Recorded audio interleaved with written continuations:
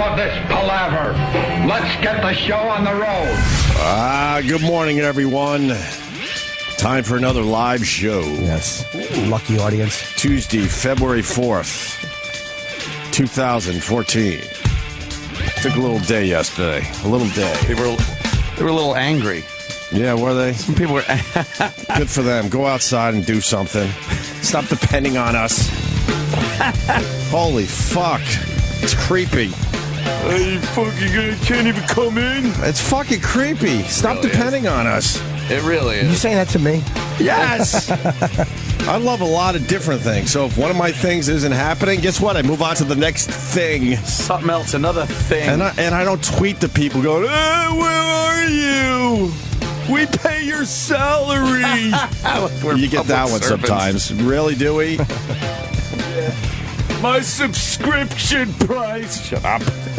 Isn't it nice that we weren't here? Because then it means you could go and do something else. You go see a movie or go sledding. It snowed. Spend some time with the wife and kids.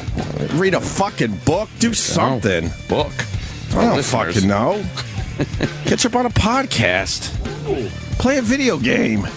Ooh. Help a sick child. Help a sick child. There you go. See, he hates the listeners. I told you. Which message board? Which one can I go to right now? They say it like a joke, but it's true. Oh, yuck. I'm only talking to an extremely small percentage of our audience, by the way. Extremely small, yet fat. Small because fat and vocal. Because that gets confused, too. Yeah. I was just discussing the very tiny portion of our audience. No, he hates us all. Oh, my God. That's great. And I'm glad we weren't here. That Super Bowl was a fucking bust. All that hype. But you know what? All that hype. I think it set a record. I think it's like the most watched TV event ever or something. I don't know why that is. 111 million, 0.5 or something. Why would that be? It's different teams. Peyton Manning, people wanted to see it. Yeah. A young Seattle team. I picked Seattle, by the way. I finally picked one. Finally. Didn't you have... You said no, Denver I swear to God. I think he said Denver was... No, I swear. You will not find tape of me saying the Broncos were going to win the Super Bowl. I bet without this could be the first one. Much work. This could be the first one I've picked in a long, long time. I bet... No, man, because... You could find a clip that would say... The one reason why I have such a horrendous sports curse is because I go underdog a lot. Yeah. I love underdog. And not many people were picking the Broncos. No. I absolutely picked the Seahawks on this one. Oh, yeah. I don't think you did. Do you remember? Find the tape. I'm kind of remembering you saying that the tape. The Broncos. And give me 100 when you lose. Yeah. Find the tape. Oh, my God, that hater thing. I just fucking threw out my voice. That's I wish that's one impression I can't do that I want. If I could do any impression, it would just be that voice. An extremely small percentage of the audience I'm talking to. And then the rumors I was having a Super Bowl party. I wasn't having a Super Bowl party. Last minute, Sam and Jess came over, and we had nothing for them. Oh, Super Bowl party. But supposedly, Eric... Sounds like a shindig. Supposedly, Eric told Roland, I'm so sick of the bullshit behind the scenes. I didn't have a Super Bowl party. E-Rock told Roland, and then Roland's like, oh, Sam's nodding his head. I'm a piece of shit. So you're in on this? Yeah.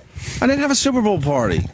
We ordered pizza in the first fucking quarter, and there was nothing to munch on. That sounds like a party to me. Yeah. Pizza, there's other people over the house. Big game being played. Yeah. That's a party. The Roland's like, I wasn't invited to his Super Bowl party. I couldn't make it, dude. I apologize. I didn't invite you. I didn't invite anyone. I was unable. I already committed, so I apologize. I'd love to have gone. I kind of didn't want... I just wanted to watch the game by myself. Well, that didn't work. No, it was still all right, but got to make you feel good, Sam, right? Well, I know what it is. It's Opie's wife. It's the girls calling Jess and being like, "Oh, you guys should come over." Yeah, they're good friends. They're like besties. Right. Yeah, Sam and I had nothing to do with it. You're the option to utter nothingness. Right. and he'd rather have the nothingness. The nothingness. Yeah. And then, or it's a close call. Right. Opie and me live tweet sitting next to each other.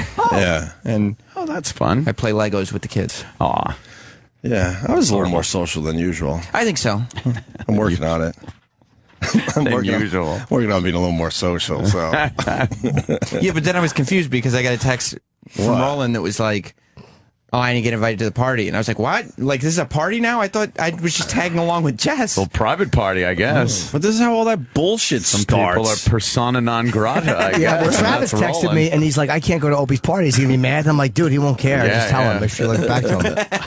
I'm like, "It's cool." You mean because he was invited and couldn't show up? Yeah, but he'd already committed to answer. He's like, "I want to go, but I feel bad." I'm like, "Don't worry about it." Same thing. There's a bunch of fucking hens that work here. Are they just clucking each other? Clucking and there's rumors and speculation, and it just grows and grows. So that's why I Sounds wanted to to me say, like E-Rock was the troublemaker. I don't know, but I didn't have a Super Bowl party. Period.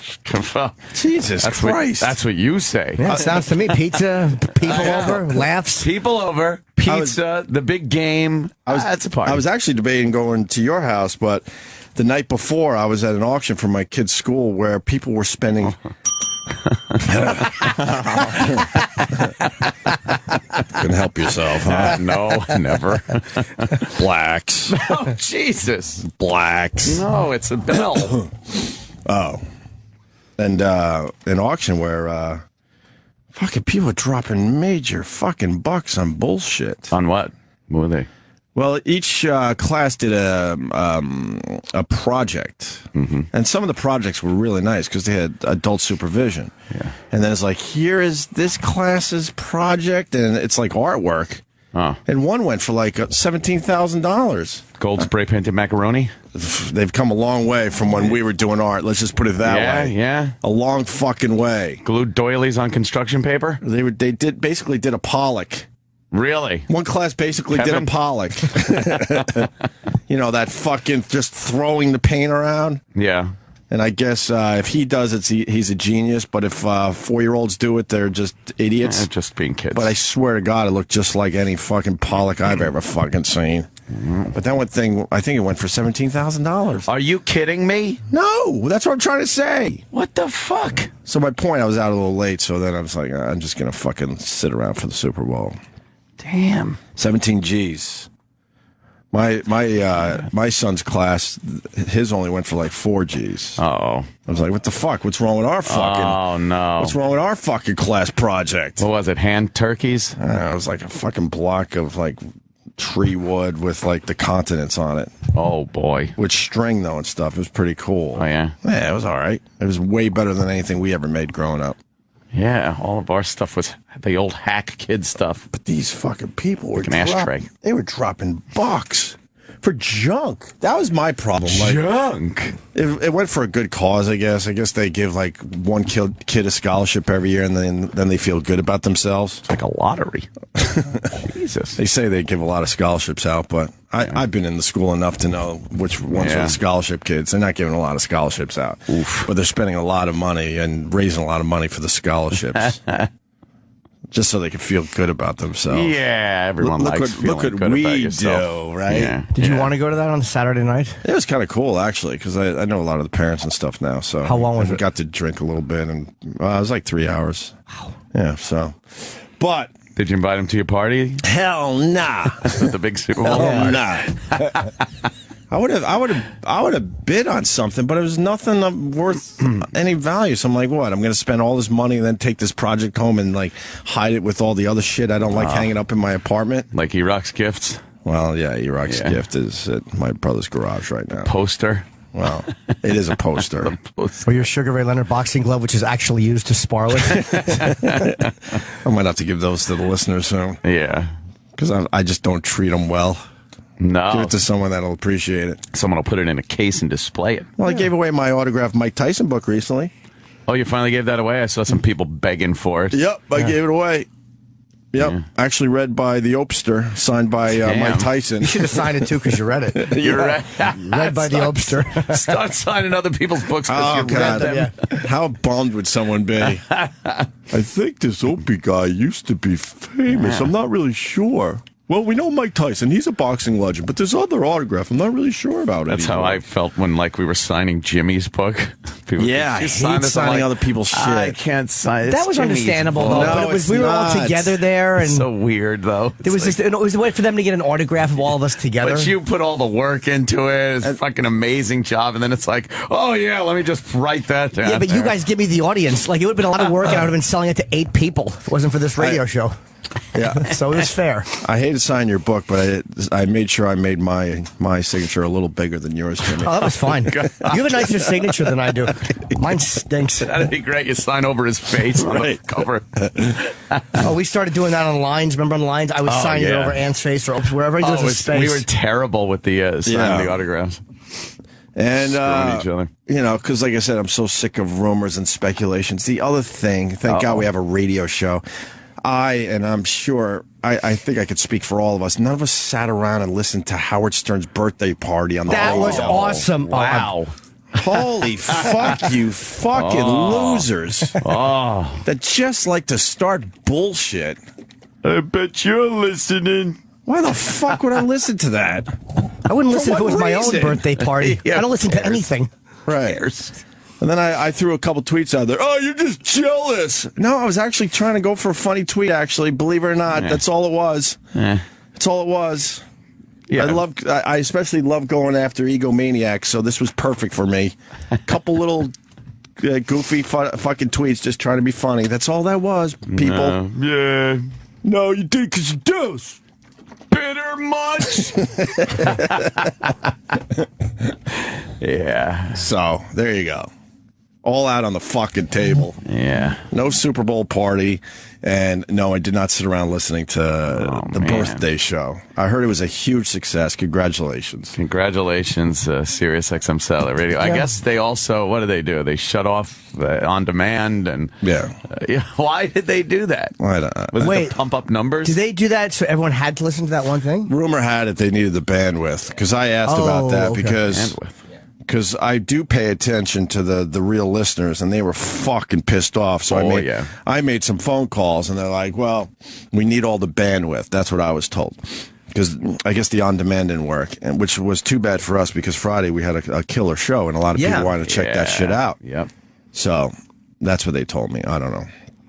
I have no idea. I think it's like to not give anyone else any options. I have to listen. You have to, of course. It's like when you fucking don't pay your subscription, you have Channel 1. Right, it's just that thing over and over again. I think it was to push everyone over there, you know. Yeah. Whatever. And then, whatever. What do you want to do today? No, I guess I got to stick up for some fine people that just got let go. Pretty much on the same day, they put a shitload of money into the birthday show. People got let go? Yeah, a whole bunch of jocks on like the 50s on the 5s on 50s, or the 50s on 5, and the 90s on 9. What? Got rid of more jocks. Any guys we knew, or just Jim Curry's pretty much a legend in the business. Oh, he used to be on 104.5, right? Jojo Morales, Norm at Night, Jim Kerr. Those are the big headline names, but I think they let go a bunch of others, and they said budget reasons. Which drove me insane, knowing how much money went toward the guy. I mean, it's great if you're him. It's terrific if you're him, everything that's happening. But for everyone else, it's not so good. No. Budget cuts. They got rid of a whole bunch of guys. I mean, if they had a couple less limos to the birthday party, they could have kept these guys who are really good at what they do. I'm not a fan of the music jock in general, but these guys know how to fucking do it. Yeah. So I saw on Twitter, Jenny Hutt was there taking a lot of pictures.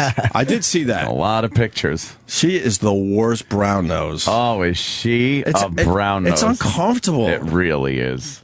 It's uncomfortable that the people that just are begging for attention from Howard, begging. And if you know anything about the guy, he doesn't give a fuck about anybody. You'll get nothing He back. barely cares about the people in his inner circle. You get nothing in return. You think Jenny Hutt's going to be, Howard's pal? She was working that room, apparently. She was sucking a lot of what. Oh, man. You see the pictures of her with everybody? It's uncomfortable. Poor Jenny is hanging onto this business by her fingernails. I don't blame her. Yeah. Jenny she's 1 foot out the door. I'm just kidding. She's on her way out. What do you mean you're just kidding? Right. Who knows? She's not making any money. That's why she's... Tell that to Jojo Morales. Well, those guys are making some actual bucks. Yeah. That's why. Budget cuts. Yeah. On the same day, they shoved a shitload of money. That had to cost a lot, huh? I was trying to do numbers in my head. It's got to be just millions. Yeah. In the end, it's got to be millions. And then they have this come out that said these guys are being let go because of budget cuts. Hey, I've said it many times. It's their business model. We're just fucking along for the ride. We're just a cog. Yeah. Wow, Sam Roberts, what are you going to be doing? 50s on 5? Yeah, you're going to pick up a couple more shifts, I guess. A couple more shifts, some 90s. Yeah, his voice is wrong for those. Yeah. For the 80s. Here's Kajagoogoo. That's perfect. Kajagoogoo. And then the film Philip Seymour Hoffman. What happened? Damn. This guy loved heroin. Oh, my God, did he love it? He loved it. A lot of it, too. He wanted a lot of heroin. We're up to 70 bags they found. It was 50 yesterday. Now they're saying 70. Man, when you got a lot of money in a heroin addiction. But the weird part is, it's a matter of time. They said he was sober for 23 years. Yeah. And a lot of people that just go out to dinner in New York know that Mr. Hoffman was absolutely drinking. Oh, yeah. I saw him at a place called Quality Meats, and I was like, holy shit, that's Philip Seymour Hoffman at the bar. Drinking. He was drinking. Yeah. And I asked the people there, because I go there once in a while, a few times a year, and they're like, oh, yeah, he's here all the time. He loves this place. So when always here. But when the papers are saying that he was sober for 23 years, he wasn't. No. He was definitely drinking. This is a few years back, so I could honestly say a few years back, Philip Seymour Hoffman was absolutely drinking. So I don't know what this 23 years sober and this came out of nowhere thing is. Are they talking about heroin? I'm guessing, yeah. Yeah. But Jimmy's in a program. I mean, that's not sober. Not as I would define it. No, I think it's pretty much any mind or mood altering. And people say, "What about coffee?" really say that? People like to play cement. Can you not see the difference between coffee and fucking drinking until you plow into a family? Do you really see no difference between those things? Never had some espresso and then drove down the wrong side of the fucking parkway. Yeah, people just like to try to be clever. It's like 13-year-old Jim Norton arguments. Right. Oh, ice cream's got sugar. You're right. You win. You win the debate, 13-year-old me. I've never heard that before. Even coffee. Hold on a minute. We'll get back to that. Needy's on the phone. Oh, no. That could be one of fucking 50 people. God. Colin, what's up? Lady Di. No. Uh-oh. Phones? No? What? God. What's wrong with the phones? You dropped your mouse. Why? Your mouse fell down. Why wouldn't the phones work? When's Mars coming back, for real? 17th. What? Because whoever's setting up the studio doesn't know how to set this shit up and test things. Is he taking every day till further notice? I don't know. Amazing. Yeah, he's having a talent implant. Thank you. Keeps rejecting it.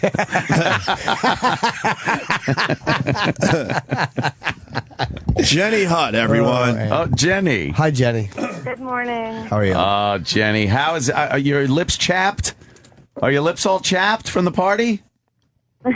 Just smooching a lot of ass? Yeah, you get the taste of Howard's ass out of your mouth? Yeah.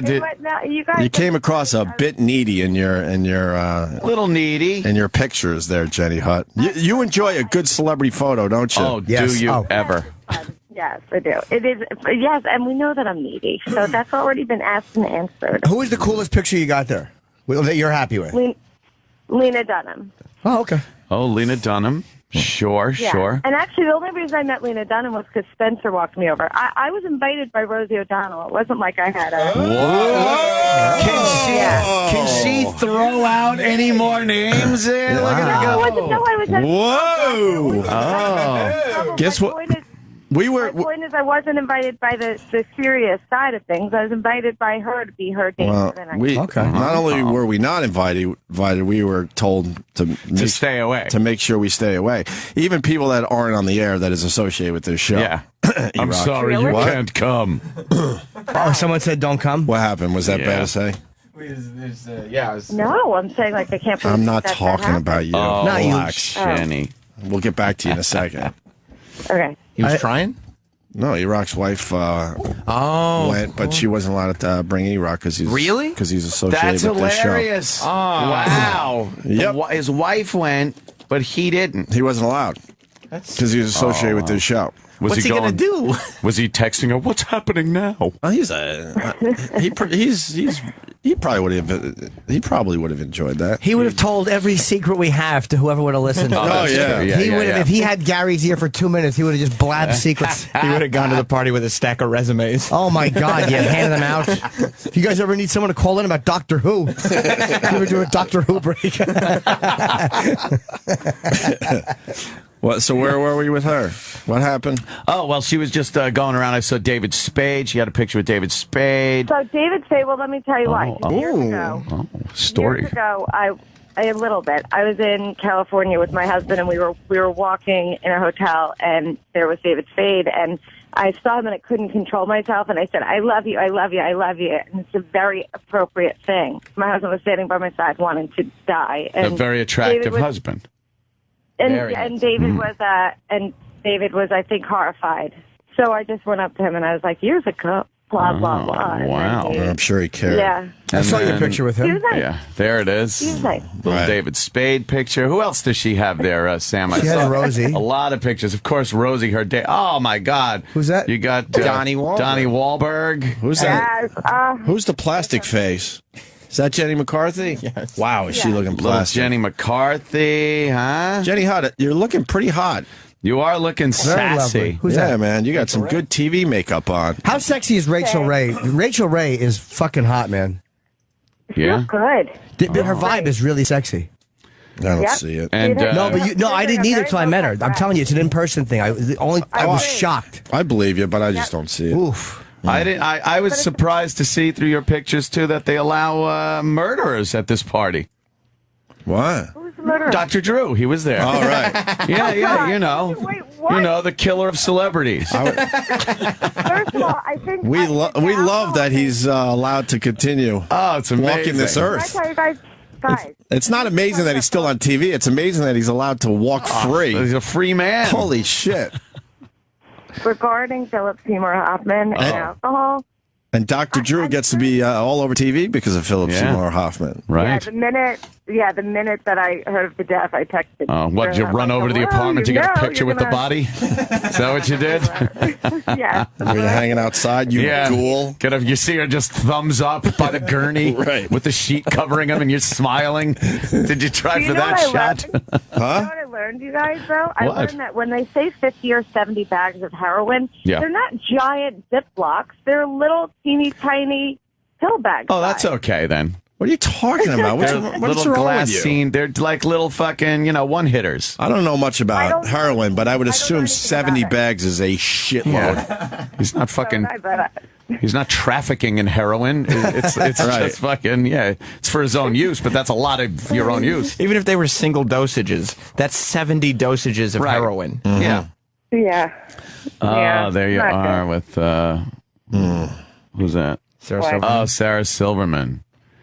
Boy, you sure like hanging out with the power ladies, don't you? Hey, Jenny, did anyone say no or no? Sarah Silverman is making a movie based on my sister-in-law's book. So I had an opening with her, too. On who? On who? What?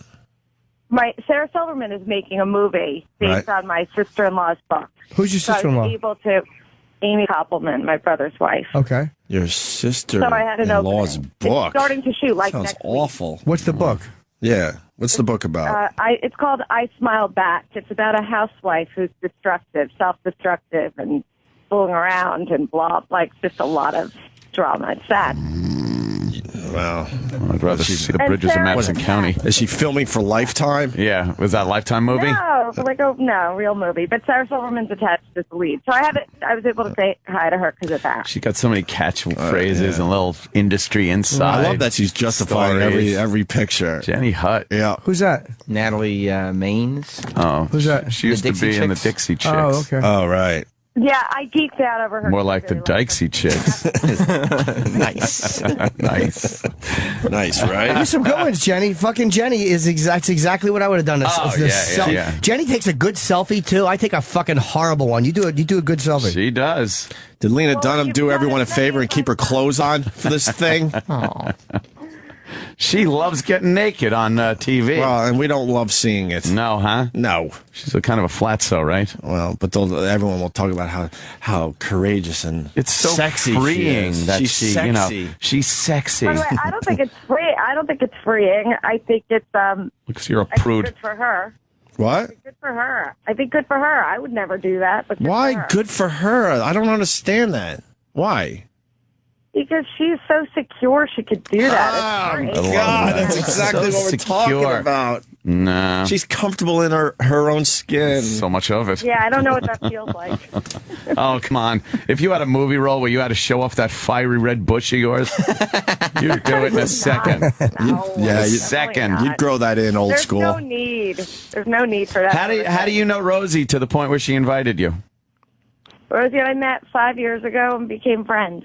Actual friends? How did you meet and Actual become friends. friends? How Wow. does that happen That's with a impressive. celebrity the likes of Rosie O'Donnell? Right.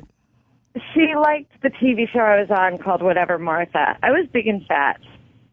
Oh, We know. we remember. We're happy for you, though. that Remember you're your not. dumb treadmill fucking... It was weird. That That was how we... When I look at old pictures of you now, I feel like it's you in a fat suit. It's strange. Is there any? It are doesn't there look any real. online? Could you find a fat Jenny Hutt picture? It's like Shallow Hal, I know. But Oh, right. It is, right? Yeah.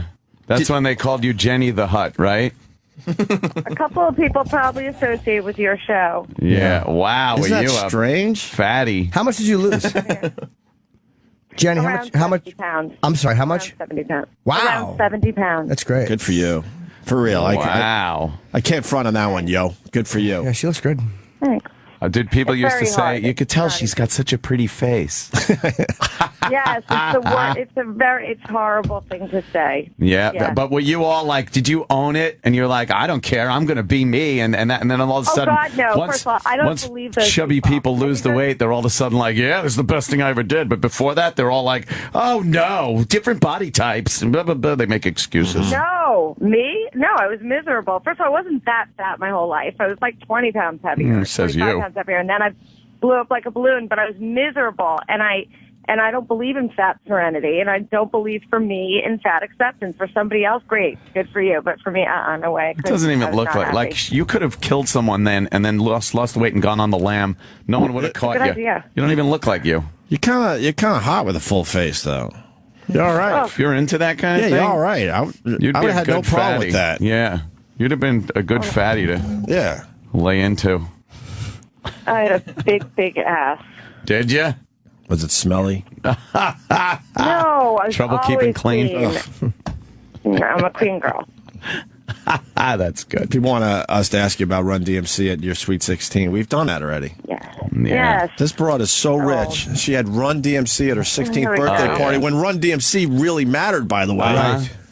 You Yeah. were like a My Super Sweet 16 girl. Exactly. Like I on was, MTV. but I was not obnoxious. I didn't Yeah, demand it. that's another It just says showed you. up. Yeah. We kind of want to believe that you were pretty obnoxious. Yeah. Did you get a pony? And your real dad brings you that stupid fucking karaoke machine. And then you ran over like fucking retard feet and fucking and hugged the stepfather's pony, and then laid under it like a girl in fucking Seattle. I guess you didn't see that movie. I guess you didn't see Taken. Yeah. Oh, well. Great No, scene. I didn't see Taken. All right, well, say hi to Dr. Drew for us. Yeah, and I will. rest your lips because I'm sure they're very worn out from all that smooching. Did you? All right. Did you take home one of the party favors, one of the little kittens that they were giving did. out? Hey, that was my did joke. get a I know, party it was bag. funny. Oh, thank you. See, I was just going for a joke. Yeah. I said everyone leaving the party it was was going to get a kitten and mouthwash to get the taste of Howard's ass out of their mouths. Well, ass No, taste. the It wasn't his word. He would put it on Twitter, by the way. Right. Guys, It's worked out. You'd I, worked out. I crafted it for Twitter. Jesus. What happened, Jenny? I said the gift bag had a Kindle Fire in it. Whoa. Oh, look at that. Wow. Just for people on that, like people like Rosie. I was, again, just there. Oh, on that level. She included herself. in Yeah, that. I know. She did. 'Cause you got one. Yeah. So I you did. I took hers. I took her gift bag. Yep. did you have all access? I kind of did.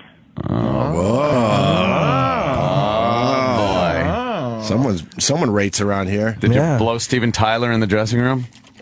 I tried, but it was someone else. He looks like a pedo now, man. I don't know what happened with him. What do you think of Woody Allen? Why? Why'd you bring that up? I think he's guilty as fuck. Yeah, he It doesn't look good, man. Because his sounds son is bad. a very intelligent kid. I follow him on Twitter now. I like him a lot. What's his name? Dylan Rowan. Rowan Farrow. Ronan Farrow. No, Rowan. R-O-W, Rowan? I believe R-O-W-A-N. Yeah, he's got a good Twitter account. Ronan, you're right. Ronan Farrow. I believe every word this guy has said about what happened. Did you read Dylan's open letter? Yep. Boy. Yeah. Oh, boy. Yep. Does she not like toy choo-choos anymore? Oh, boy. That is... What were the highlights of the letter for the people out there, Jimmy? Because she basically came out and was talking about all the praise of Woody. And she was talking about the praise of Woody Allen and how...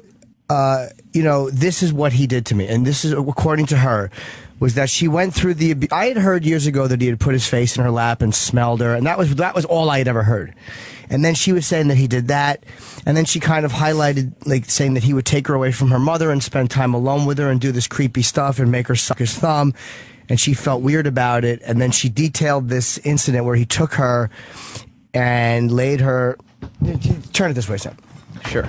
We're safe because we'll never He be put in her a... on her belly. Yeah, I have it right in front of me, Jay. we're safe. We'll never be in a Woody Allen movie, so we'll give you the real facts here. Well, we have to read it. I mean, it's... Of course. It's, what's your favorite Woody Allen movie? Before you answer, you should know.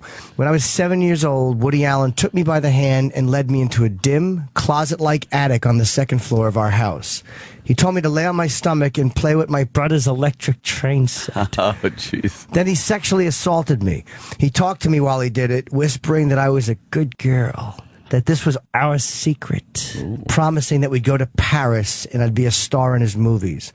I remember staring at the toy train, focusing on it as it traveled in a circle around the attic. To this day, I find it difficult to look at toy trains. And then in parentheses, she put, that one scene in The Sopranos really bugged me when Bobby Bacala got killed. Yes. I just made that last part up. For as long as I can remember, my father had been doing things to me that I didn't like. I didn't like how often he would take me away from my mom, siblings, and friends to be alone with him. I didn't like it when he would stick his thumb in my mouth. I didn't like it when I had to get into bed with him under the sheets when he was in his underwear. I'm just remembering this. I didn't like it when he would place his head in my naked lap and breathe in and breathe out. I would hide under beds or lock myself in the bathroom to avoid these encounters. But he always found me. These things happened so often, so routinely, so skillfully hidden from a mother that would have protected me had she known, that I thought it was normal. I thought this was how fathers doted on their daughters. But what he did to me in the attic felt different. I couldn't keep the secret anymore. Should I read the next? Yeah. Jeez. When I asked my mother if her dad did to her what Woody Allen did to me, I honestly did not know the answer. I also didn't know the firestorm it would trigger. I didn't know that my father would use his sexual relationship with my sister to cover up the abuse he inflicted on me. I didn't know that he would accuse my mother of planting the abuse in my head and call her a liar for defending me. I didn't know that I would be made to recount my story over and over again to doctor after doctor, pushed to see if I'd admit I was lying as a part of a legal battle I couldn't possibly understand. At one point, my mother sat me down and told me that I wouldn't be in trouble if I was lying, that I could take it all back. I couldn't. It was all true, but sexual abuse claims against the powerful stall more easily. There were experts willing to attack my credibility. There were doctors willing to gaslight an abused child. And I guess how much more is there? I don't want to spend an hour on this, but... the end is pretty Yeah. Where should we pick up Poignant. from? Just keep going, man. All right. You're doing good. This is a huge story. Go down a little bit. No, to the top, to where we were. Okay. After a custody hearing denied my father visitation rights, my mother declined to pursue criminal charges despite finding of probable cause by the state of Connecticut due, in the words of the prosecutor, the fragility of the child victim. Woody Allen was never convicted of any crime. That he got away with what he did to me haunted me as I grew up. I was stricken with guilt that I had allowed him to be near other little girls. I was terrified of being touched by men. I developed an eating disorder. I began cutting myself. That torment was made worse by Hollywood. All but a precious few, and in parentheses she writes, my heroes, turned a blind eye.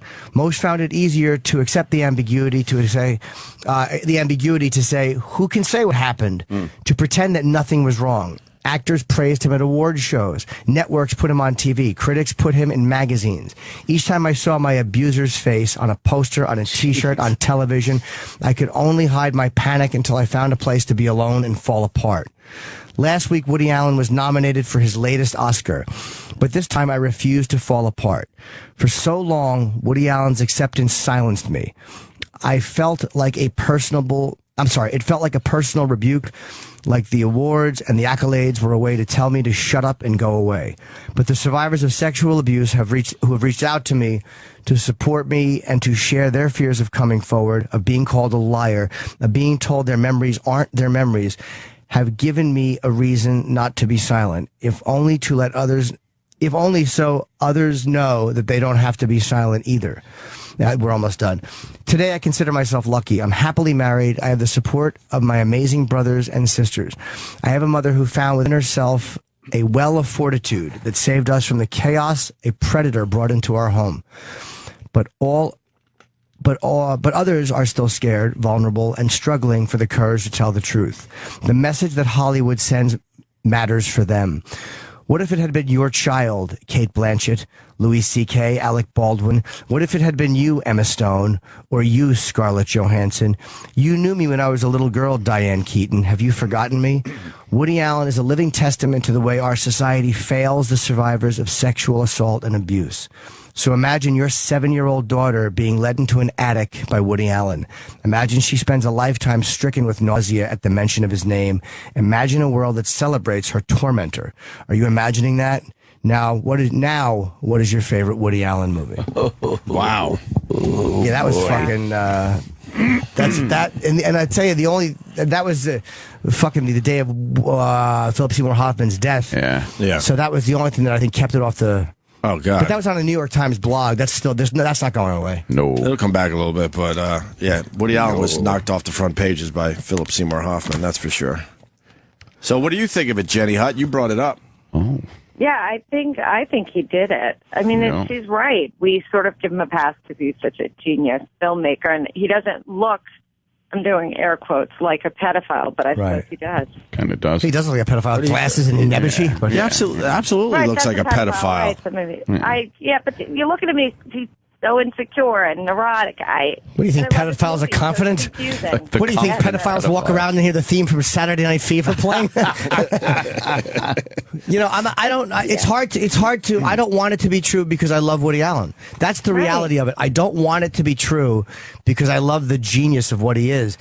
But it's hard to discount what she said. Like, when you hear a specific thing like that, it's really, really hard to write it off. Well, you could separate the two, can't you? Some of those movies are terrific. Yeah. But that's I don't think anyone has a problem in theory of separating the two, other than he just got the Lifetime Achievement Award. So then talk about his whole life. Like, talk about the fact that he's a genius filmmaker and also a giant creep.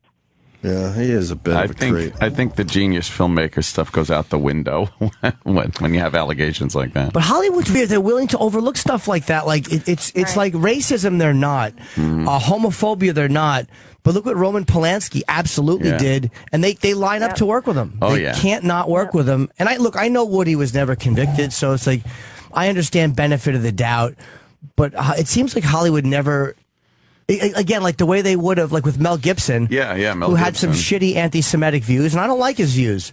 I think he's a brilliant filmmaker, but look at the penalty he has suffered for his views. Yeah. Whereas a guy like, the allegations against Woody were pretty heavy, and he has only suffered embarrassment, no real penalty in Hollywood. Yeah. I don't know. I think Woody is so entrenched in Hollywood and so beloved that I think he'll actually skate this too. Here's what's interesting. I don't know. It's when you're calling out. I'm sorry, lay low, but he has not responded to allegations in recent years until now, and now he put out a statement, I think yesterday, saying it's all untrue and that more will come. He'll say more. He has to. He has to. Because basically she's saying it's not his quote-unquote crazy ex-wife. Right. It's the girl. And you can't just come after her like you nut. Yeah, that looks bad. It's very specific what she's saying. And the whole thing about suck my thumb and the staring at that fucking train going around. And so gross. The suck my thumb is disgusting. Yeah. Although, that is kind of graphic and creepy, the thumb. And, it's almost like when she's calling out specific actors, to me, the worst one there was Diane Keaton because she said, "You knew me when I was little. Have you forgotten me?" Like, oof. What does that mean, right? That's heavy, man. That's fucking hard for anyone as an actor to read. Like, right. Definitely throwing some guilt around. But yeah, it's, I'm not going to say I wouldn't work with him. I take my children to school. Otherwise, I would stay on this. All right, Jenny. Oh, no, we were done, too. Thanks for having me. Bye, Jenny. All right, Jenny. Thank you. Bye, guys. You're wonderful. Jenny Hutt, everyone. I wonder if she still can smell that duty on her lip. Like she's got a scrub, and it's like, it's still a little there. Yeah, I went to Baby Diaper Mustache. It was just her and her pictures. Yeah, what are they going to do this year at the Oscars? They're going to fucking... Have they come out and said this guy's a fucking fraud yet? The Castaway guy? I know, right? He's Zach Galifianakis. And he's a all fraud. fat. What kind of fat You're not guy going to get that. You're not going to get that fat on. He said he ate fish. Yeah, for over a year. What happened with this guy? He's a castaway. His boat the engine broke or something, and he got to a little island, right? And he lived 14 months. He lived there for 14 months. And then what happened? How did he get off the island? He went to the airport, flew home. It's going to come out he's a fraud, right? It's got. As soon as I saw him, I'm like, this is not possible. And then there was another guy with him that for died. Being on a fish diet, huh? Another guy that was with him that died. Really? So that could be some shenanigans. Oh, boy. Yeah, like 5 weeks or 4 weeks into the ordeal, the other guy died, and he just kind of rolled him off the boat into the water, and then he continued to live for another, So maybe they had some kind of crazy fight. Maybe something's going on, He right? fucking kills that guy and goes, well, fuck. I'll just say I'm shipwrecked. I'll just say the engine fucking went. Now I got to hang out somewhere for a while. I got to lay low. I don't know. But they're comparing him to Tom Hanks and Castaway. But this is very suspicious. Very, yeah. It's fishy. Where's the story? I'm trying to see if we got all the details on this one. I think we pretty much have it, right? Yeah. Yeah, I just don't know how he got rescued. That's all. That's the part I don't know. Yeah, I don't know how they found him. Mystery at sea, they're calling it. And he's fucking turns up 5,000 miles away. He's got a bunch of weight on him. Oh, well. The door, who are anxiously awaiting his return. Oh, boy. His mother, Julia, says she never believed her son was dead and can't wait to take care of him and have the family together. He will likely be reunited with his family soon. For now, he is recovering from his ordeal.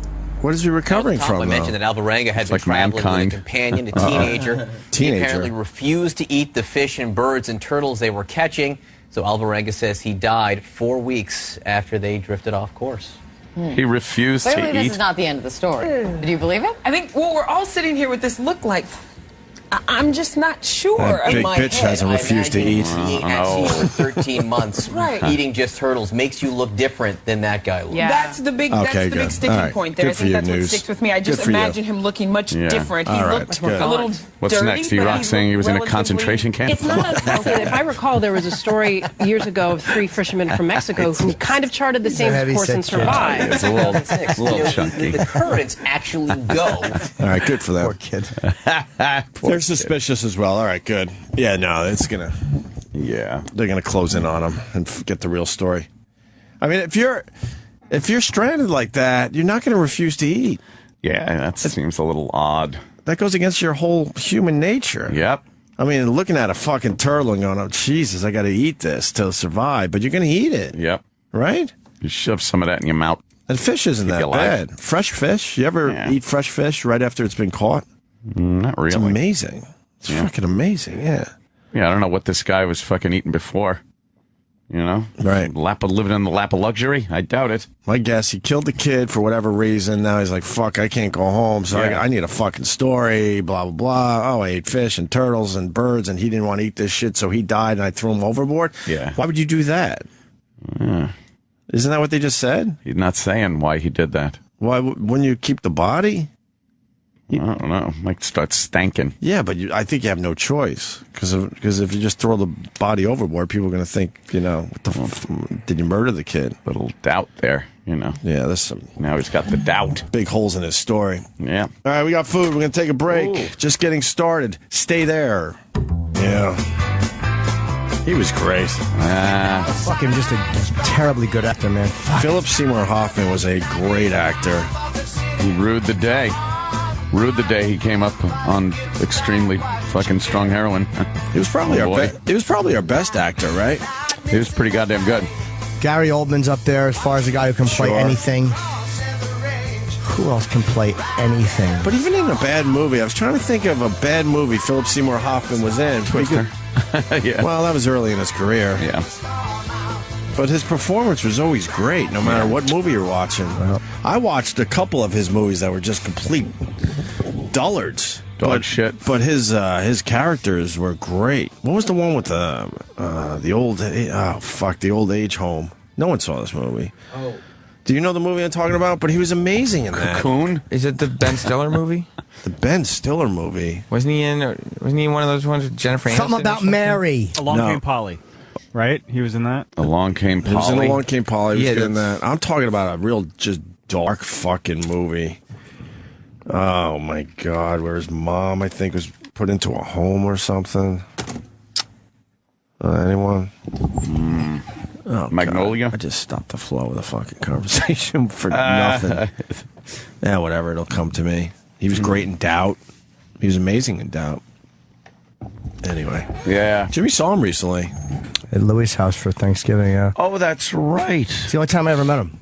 He was... Was he cool? He was very nice. Yeah, but it was just his children were there. That's the first thing I thought of when I heard he died. I was like, God, he had 3 kids. And that's a little selfish. He was conversational and friendly to people. He wasn't a dick. He wasn't standoffish. No.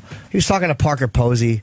And they, about some project, and he went out, and I could tell he smoked. So I was like, I didn't, he's kind of heavy to be smoking. Right. But he was friendly to everybody, and it's just, regular dude. And Ant just said he was a little selfish.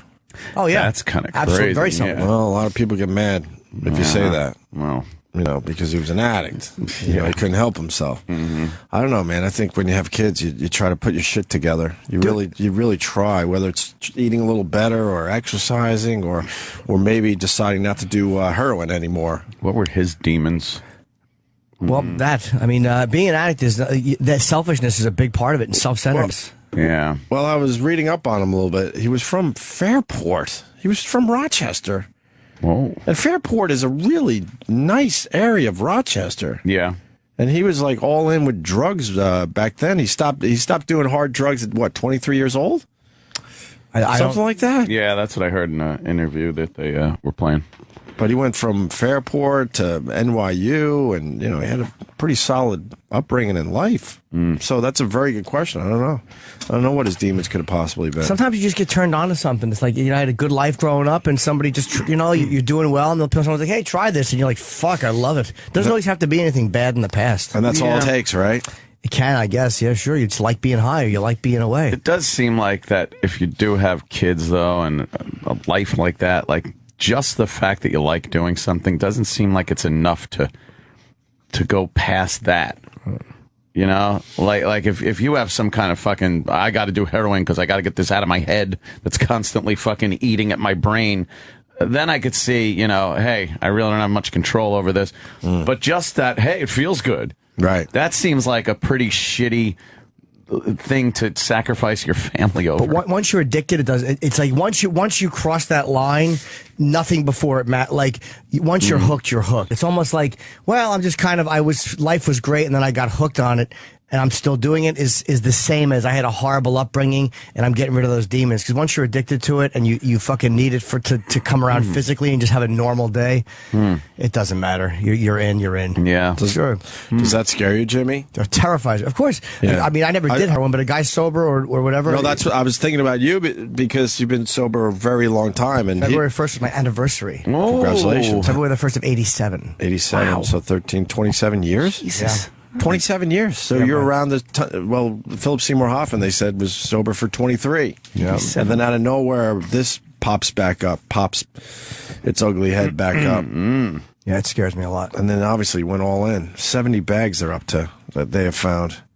And I don't know. Anxiety medicine. And then who has to tell the press that they found a needle in his arm? That came out immediately. Yeah. You know, and he was found with a needle in his arm. But I guess you would assume that, right? If you got a bad dose or whatever the fuck happened. I don't know. That's while you're fast. Doing it. Yeah. Jesus, that's fast. If you fucking can't even get the needle out of your arm. Well, he might have just sat there and like passed out. Whatever heart attack killed him or some shit. Wow. Terrible. I mean, but it does kind of shed light on. There's a lot of untalented people that are dropping dead like this every day too. A few people were pissed off the fact that the NYPD said they're going out and looking for this dealer that's selling this killer heroin, and some people were like, "Hey, there's been 1,000 people that have died from the same heroin. No one gave it a second thought to go out and, try to find the dealer." I'm sure they've been looking for the dealer. Yeah. It's not like the NYPD ignores heroin dealers. Yeah, that's true. There was a back and forth on the news. Dershowitz was involved, and somebody was saying that, the dealer should go away for life because he killed Philip Seymour Hoffman. And then they're basically saying any drug dealer should go away for life if they're the ones that sold the dope to the person that OD'd or whatever. And Dershowitz was like, that's fucking crazy talk. Absolutely, that should not happen. Yeah. What do you think? Well, I mean, it should be the penalty can't be higher because somebody OD'd on your product as it would be if they didn't OD on your product. But it's illegal product. Yeah, no, I understand, but it's... And would that help the drug problem a little bit if dealers know they could go away if... That's a good point. If someone ODs on their shit. You know what, dude? People are getting 25 years anyway. It's like the penalties for heroin dealing are pretty stiff. And if you're a two-time offender, you're going for life anyway in California. I don't see that as being a deterrent because nobody does shit with the plan on being caught. Right. So I don't know if that would matter. And to me, it's like alcohol companies have no penalty at all. Right. Considering, and I know the legality of it, but considering the damage their product causes, not 1 ounce of culpability. It really is amazing. Way more damage. Way more. Way more. It really is causes way more deaths than heroin. It's really the only product that is sold that isn't held responsible in like any lawsuits. I never heard like, Seagram's is being sued for the death of the. It's never a case. Yeah, it's a legal product, just like smoking, but smoking is constantly being. Well, then again, cigarettes lied. They brought that on themselves by lying for some car companies, though. It's like, they made an unsafe car. Yeah. Oh, there's a problem with this or that. Like, but booze is just like, that's what it does, and they're not responsible for anything you do once you start pouring it down your mouth. Which is technically, I guess, correct. They shouldn't be. I guess so. Let's go. The phone's just lit the fuck up. Chris in New York, what's up, buddy? Hey, what's up, fellas? Hey, man. Philip Seymour Hoffman, I think he had daddy issues. I'm pretty sure his father wasn't around growing up. It was just a single mother with him and like 2 or 3 other siblings. Right, I did hear that. You're right. The mom raised 4 kids alone. Right, and that's got to be fucking crazy. Well, that fuck you up. I mean, I grew up with 7 kids with 2 parents, and that was insanity. But then there's some of us that wish we were raised by one parent, so. I never, the guy loved him as an actor, but when you're that fat and your blood pressure is that bad, that's the last thing you need to be doing is messing with something like heroin. Yeah. You're really asking for it. Well, logic certainly would state that, but, who knows what goes on in your fucking head to justify it. That's how strong it is, though. Like, I think of Geraldo a lot, who overdosed and had 3 sons, and I'm like, I would love to smash him, and I'm sure if he was alive, he would go, what a dummy I am. How can I do that? Like, he would be so fucking angry with himself if he knew that he was going to abandon his 3 sons. Right. And he was extremely intelligent, Greg Giraldo, Brilliant. and we watched him suffer through this shit. Right in front of our eyes, he was trying to tell us, I don't want to speak ill of him, but we, know, he was trying to tell us one thing when it was obvious to everyone it wasn't true, but that just shows the struggle that was going on in his own head. Yeah. Yeah. All right, Chris. Thanks, sir. Thanks, buddy. Thank you. Do addicts lie a lot, Jimmy? Every time their fucking lips move, it's nonsense and bullshit. The old joke is an alcoholic will steal your money, but an addict will steal your money and then help you look for it, which is just an age-old fucking joke. But great, yeah. Addicts lie a lot, a lot. So true, a lot. Well, thank you. Let's say hi to Matt in Connecticut. Matt. Anthony's teeth are falling out, by the way, like Goldblum in The Fly. But they're still falling out? Yeah, I go today. And did they really fall out during the big Joe Rogan, Ricky Gervais show? Right at the end during You didn't tell anybody. Why wouldn't you tell us? That would have been hilarious. Because I just wanted to keep the, shit going. My teeth fell out? That would have been an okay stop. My teeth fell out. Well, just one tooth popped out. It was like, and then I put it in. I'm trying to do wreaths. Can we hear that? Well, see, look. I'll let it fall out. Who cares? Right, let me see.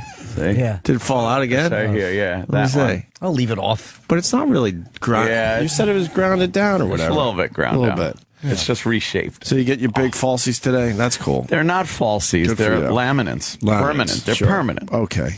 I know they fancy up the names these days. No, it's not a fancy name for dentures. It's laminates. They will be the judge tomorrow. I still have my teeth. They're just they laminate over them. Right. Don't put up pictures of horses. Oh no, Sam, you're a smart ass. No, that's what comes up in Google image. You put laminates. And George Washington's teeth come up. we learned that the other day. Boy, did we. All right, we got a lot of guys and gals that went in on this heroin thing. Let's say hi to Matt. I guess we said hi to you, Matt. What do you got, buddy? Just as far as him, you guys talking about how he possibly could have got hooked, but you snort or chew a couple bags for 2 or 3 days. On that 4th day, you're either going to suffer or you're going to continue using. It's that easy to get strung out on dope, Yeah, they say it's a very fast. Yeah, it's really, it grabs you. You could think you're just going to use it for a couple of days, and then all of a sudden you're like, holy shit, I feel like hell, and you're in, and you either got to go get help or keep using. Holy shit! Yeah, it's fucked up. Were you on it, Matt? Were you on it? Oh yeah. How'd you get off it, or are you still on it? I was lucky enough to get arrested back in 2009, and I've been in the program ever since. But I wasted 30 years of a good life, getting high, shooting dope and pills, powders, whatever. And you said in there you were lucky enough to get arrested. That's a very interesting comment there. Yeah, and as they were cuffing me up, I knew there was a lot of suffering heading my way. But in jail, you got no choice. You suffer, you go through it, and then you're out. And you either got to decide to. Of course, this happened to me at age 50. So I was in jail with a bunch of savages. You got arrested at 50 years old? Yeah. What were you doing? Was it the drugs, or were you charged with something else? I was smoking crack, but I got charged with selling 2 Xanax on the New Haven Green, and I needed gas money. I was all 2 Xanax. 2 Xanax on the New Haven Green just to get some gas money, and they locked me up. Would you sell to a cop? Sell to some kid who was informant for the cops, so it was recorded and videoed. So I was like, and I actually drove away from the Green. They pulled me over, just took my info, and I thought I got away with whatever they were, whatever they were pulling me over for. Yeah. And like a month later, a warrant came out, and they got me, and that was that. How long did you go away for? I only stayed in jail for like 45 days. That's a long time for 2 Xanax. Fucking days. Wow. Seems like they had They wanted to give me 4 years at first, and I was like, no. You can't just say no. Yeah. That's not a good legal defense. No. Was it? Did you have? Did you have priors? Did you have priors? That's the thing. I hadn't been arrested in like 18 years, so I thought I'm good. And the first words out of the bitch prosecutor's mouth was, Your Honor, he's got priors. And I said, really? 20 years ago? But that was the whole thing. I was in jail before. Once you've been in, your first options are not, probation or this or that. It's let's lock him back up. It's just a question of how long. Xanax, 50 years old. He's in for 2 Xanax. What a bitch. Listening to you must have been a bitch. Laying on the top bunk, listening to all the mania going on, and this huge storm with 500 people blasting their samba music, and security guards that can't read, or corrections officers that don't know how to read. I got a college degree. I'm not saying I'm the greatest guy on earth. I think you are. You're no Andy Dufresne. I was oh, it sucked. But the worst thing in my life, getting arrested that day, turned out to save my life. So very good. And where are you at now, there, Matt? How old are you now? I'll be 54 tomorrow. It's inspiring. No, I'll be 55 tomorrow. 55 tomorrow. Wow. Should come in the studio? Should celebrate with some heroin. That's not a good suggestion, Ed. No, it's not helpful. It's not helpful. You're not helping him. I'm not. Yeah, you guys are not helping. Yeah. All right. All right, brother. Well, happy birthday. All right, guys. Thank you, Matt. Goodbye. Let's say hi to John in New York. John. Hey, man, what's going on? Hey, man. Hey, listen, I could relate to this heroin issue. I mean, it is so out of control. I bought a place in Dobbs Ferry, New York, about 6 years ago, and the first thing you do is you check your neighbors out. You're like, all right, let me see what kind of neighbors I'm living next to. I had a family of 4 upstairs from me, 2 young girls, the mother and father. And in a matter of 6 years, it spiraled out of control. I can relate to Chris, the first caller, saying they had no father figure. The father died, and the daughter went nuts. She went completely nuts. And she OD'd last week, and they found her dead in her car. Jesus. Cute story. Yeah, no kidding. Yeah, she's This guy's a 28 downer. years old. Yeah, You know what? I mean, it's so bad. I mean, I saw her spiral out of control over the last year and a half. Cops must have been called probably about 18 to 25 times in the past 6 months. It's good to have some And happy, I'm not a cop successful caller. drug stories. I'll deal with it myself. I mean, I'm not a cop caller. Right. But my fiance just moved in, and she was petrified. She didn't know what was going on upstairs. She'd go on like a 4-day bender, and she would never go to sleep. Like a good bender. Right. Oh, she was. I mean, it was terrible, But I mean, for her to pass away the way she did, I mean, the poor girl. They found her in her car dead with a needle in her arm. Well, everyone's got the needle in their arm. Never get that fucking thing out. Needle and the damage done. Oh boy. All right, John. Terrible, man. Thank you. Let's talk Hey, to. take care, guys. Thanks for taking my call. All right, Darla in Baltimore has a Impressed story. everybody. Darla, Hey, hello. what's up? Darla Hood. What? My husband, he was addicted to heroin for 20 years. When I met him, Wow, you must have been a real bitch. It's the only way you could handle her. Sorry, Darla. Sorry. Shooting up. he was sober when I met him. When I met him, he was sober about 8 years. He's 20 years older than I am. So he was telling me, we've been talking about this Hoffman thing, and he said, from the minute you decide to put heroin in your arm, it's poison and that you're already a broken person. I mean, he was a white middle-class Would you say, kid. shut up, I'm watching TV? Yeah. White middle-class kid, went to all-Catholic school and started shooting dope when he was like 18 years old. And basically rebuilt his whole life at age 40. That's good. I can't imagine fucking a needle. But how did he fucking dealing with a needle? And how did he survive 20 years doing that shit? Yeah. He's pretty damn lucky, right? He's lucky to be alive. He had overdosed a couple times. Jesus. Was arrested, had warrants out in different states, and what he had going for him was he had a really high IQ, and he could write really well. So he would just get out. I mean, it was just, he just lucky. I'm his 4th wife, too. Wow. Fuck. Oh, my God. Just lucky number 4. I've been married 15 years, and we have a child together, and everything's great. He has a master's degree, so you can turn your life around, but he is an unusual case. Right. Inspiring stories today. Amazing. Inspiring. Don't do heroin. Well, it certainly gets everyone thinking. Yes. I'm happy I never did that one, man. Never. It's just needles scare me, and I hate being nauseous. And I knew that vomiting was a huge part of heroin. It was like that's frightened me. Is that part of the treat? Yeah. It's nasty. He said he had to go in the hospital because he had like pus. He had like sores all over his feet and pus, and you know, he had infection. They thought he had AIDS. You know, I can't, when you see him today... And this was all turn-ons for you? I don't want to see him today. No, Busy. no. Well, I guess you met him after all this, I'm thinking. I met him in college. I was, you know... Wait, he's 20 years older than you. You were in college. Gotcha. Okay, Yeah, okay. well, You scared me for a second. Yeah, right? When I met him, I was 32. He was 47, 48. 17 years older than me. Okay. Rounding. Gotcha. So, you know, yeah, there were some red flags, but he had some other stuff going on that was all right. Right on. Big cock. All right, Darla. Thank you so much. Bye. I love your show. All right, let's go to Nick in Syracuse. Nick. Hey, what's up, boys? I just wanted to talk about as far as there's actually, you know, a psychedelic. There's actually a couple of them. Ayahuasca, you've probably heard of. There's one that's called Iboga or Ibogaine, and you know Joe Rogan talks about it a lot. He's talked about it a lot. People have used those drugs. It's got like a 90% cure rate for any addiction, not even just to like, and for even the worst, most highly addictive drugs like crack, heroin, all that shit. Oh, yeah? And, Is it reasonable? Yes.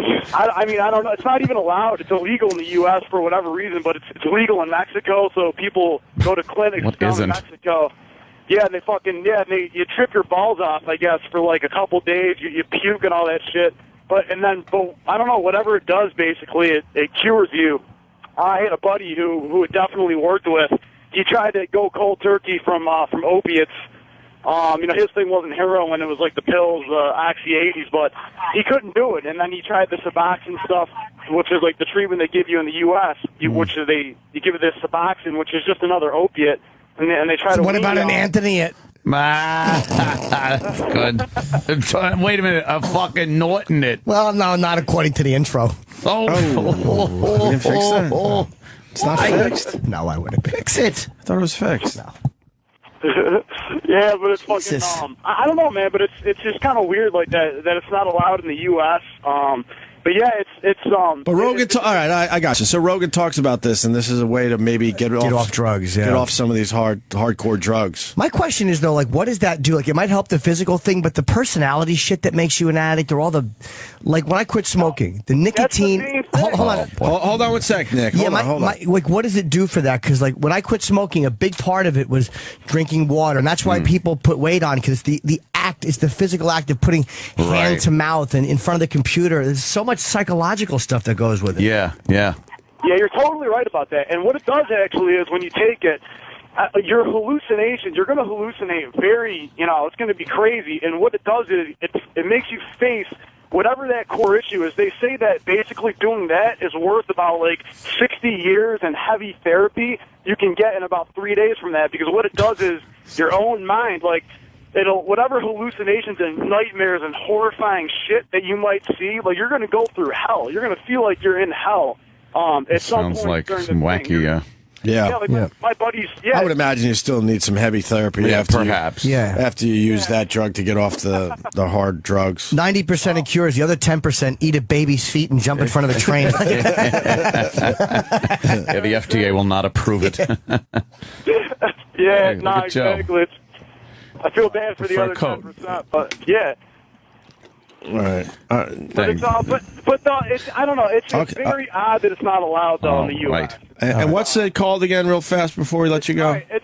There's two names. The medicine name for it is it's Ibogaine. I'm not really sure how to spell it, but the plant it comes from is called Iboga, which is like an African shrub or something. But it's all just forms of DMT, just like, you know, the same shit that's in mushrooms or any other psychedelic. Okay. That was a simple question. What's the name? All right, sir. I'm going to do more research on this. Yappy. Maybe find the podcast Joe Rogan did where he discusses this.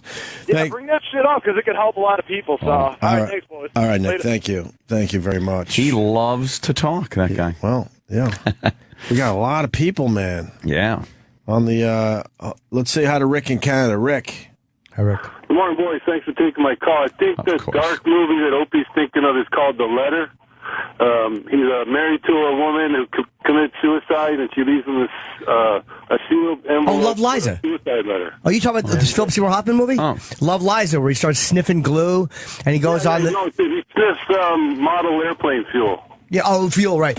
It was a weird movie. I didn't love it because... but he was great in it. He was amazing. It was a little too slow and pointless. And I shouldn't say pointless, but meandering, I think. But it was still acted really, really well. Well, he took a lot of. He had a lot of brave choices. Yeah. He didn't go for the hits all the time. In his underwear. Yeah, Love Liza. Cool. I don't know. Love Liza. I'm sorry, that's it, right. It was very sad that his wife had left him this suicide note and he couldn't bring himself to read it. It was really a terribly sad fucking concept. Right. He liked taking those sad roles. Well, thank you, sir. Let's go to Doug in Syracuse. Doug.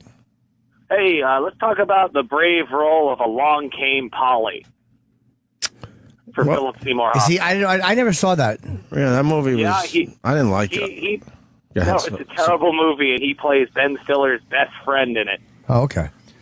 Is that the line? Wait, is that the one? There's one really funny scene where the first time I ever heard "sharded" was from Philip Seymour Hoffman, where he goes, "I sharded. We got to go, man. Let's go. I sharded." That's the first time I ever heard that, and it made me laugh. So I thought of that recently. Yeah, I didn't like Along Came Polly. I guess you're right. There's a bad performance in a bad movie. I'm sure there's been some terrible movies he's been in. Sure.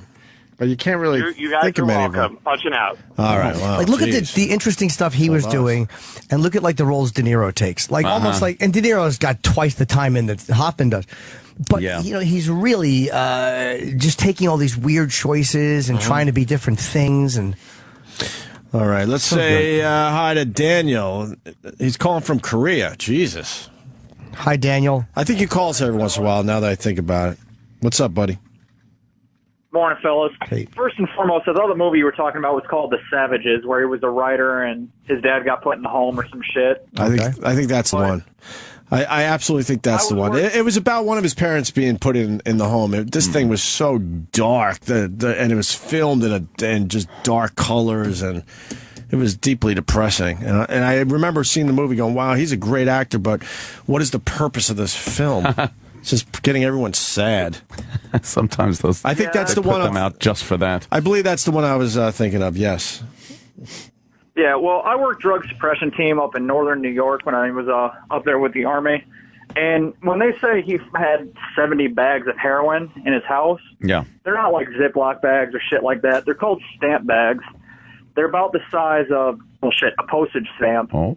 And it's for individual use when they smoke their heroin. That's what I assumed, small bag. Yeah, but glassine. But how many highs is that? It's just a fucking one high. I mean, one high for the 70 bags. No, not for the 70 bags per bag. That'd be 70 highs. But that's still a lot then, if that's 70 highs. Uh-huh. Oh, no, there's no saying that it's not a shit ton of heroin and a ridiculous amount, but it's not like he was fucking getting ready to go distribute it and shit. Oh, we all know that. We all know it was for his individual use. That wasn't in question. Yeah. Well, yes, Kenny. Oh, no. Hold on, yes? Some addicts could have a 10-bag-a-day habit. Mm-hmm. Wow. So that could have just been for a couple days. Yeah, so for a weekend, you could easily do 20, 30 bags. Yeah, the paper said there was 23 empty bags. Jeez. So you think, why such lousy housekeeping? Obviously, he's a housekeeper. Why would he leave that shit around? That could have just, like you said, been for a weekend or 3 days. What would you do, Kenny? Crack their teeth and run their pockets? I don't know what you're referring to. But here was one of my favorite movies with De Niro and Philip Seymour Hoffman. He played a tranny in Flawless. Flawless. I didn't see that either. It's a good one. 1999. It's good? Yeah, you got to watch it. De Niro does a good role. I didn't see Flawless either. It's a good one. I'm going to look it up. I recommend it, people. Oh, wow. All right. Well, you had me a tranny. A Kenny pick. Thank you. One last thing, boys. When Jimmy talks about it on his show sometimes, apparently Philip Seymour Hoffman was getting treated for injury, and he got back into the drug addiction and whatnot from opiates, painkillers, like that. You got to be so careful with that shit. They scare the fucking shit out of me. Like, whenever I have a pain, and I'm not a martyr. Like, if I'm truly hurt, I will take one. But I take them so carefully. I take less than the recommended dosage.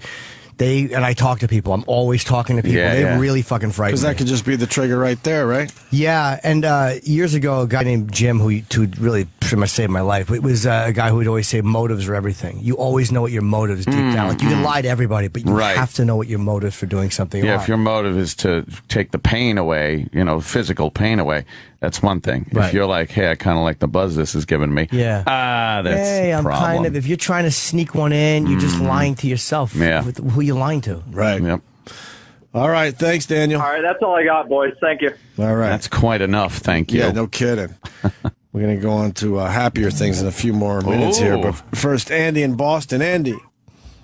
Hey, a couple things real quick on the movies. Along Came Polly was a shitty movie, but if you're going to laugh in that movie, it's really only when Philip Seymour Hoffman was in it. I thought he was hilarious in it. And then how about the Hannibal movie, when he was the reporter, he got his face bit off and then lit on fire in the wheelchair. You remember that? No, I saw that, but I don't remember him in it. Right. Yeah, it was a fucking sick scene. He was but, a ton of movies. few really cool, a few scenarios in my life. All three of these happened before any of us were 20 years old. One of my really good friends at 17 was hooked on heroin. He couldn't deal with it anymore. He went home, grabbed his older brother's gun because he was a police officer. Went upstairs while his older brother and father were just sitting at the kitchen table. Just blew his brains out. So that was a victim of heroin. Secondly, a kid that was pretty good in school, good athlete, gets out of high school, gets hooked on oxys, gets hooked on heroin.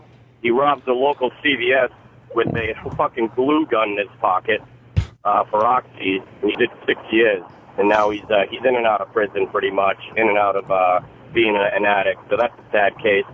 But a happier story was my older brother. He was hooked on heroin for 5-6 years as a teenager. Same thing as some guy said a few calls ago. They found him on the side of the road, half dead with the needle in his arm.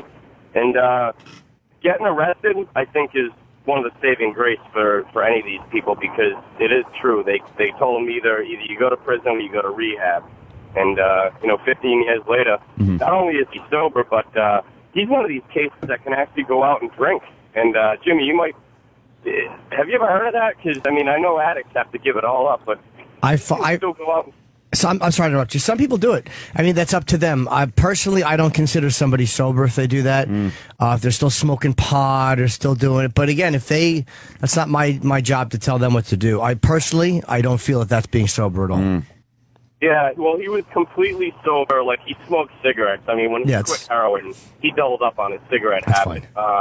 We'd much rather see him do that, obviously. But he went probably 5 or 6 years without drinking. And then he would, and still he socially drinks. He doesn't get bombed. He doesn't drink a lot, only once in a while. And I thought it was weird, too. But he still tells me he's out in L.A., and he does trailer editing for HBO, and he's doing really well. He's got kids, a wife. But he still tells me every once in a while, he goes, oh, of course I'm scared. I'm scared to death of heroin. Like, he's just scared that he'll trip over it again one day. So I think that'll never leave. Well, I don't know why he's drinking then. Like, if you're really scared of because it doesn't get you until it gets you.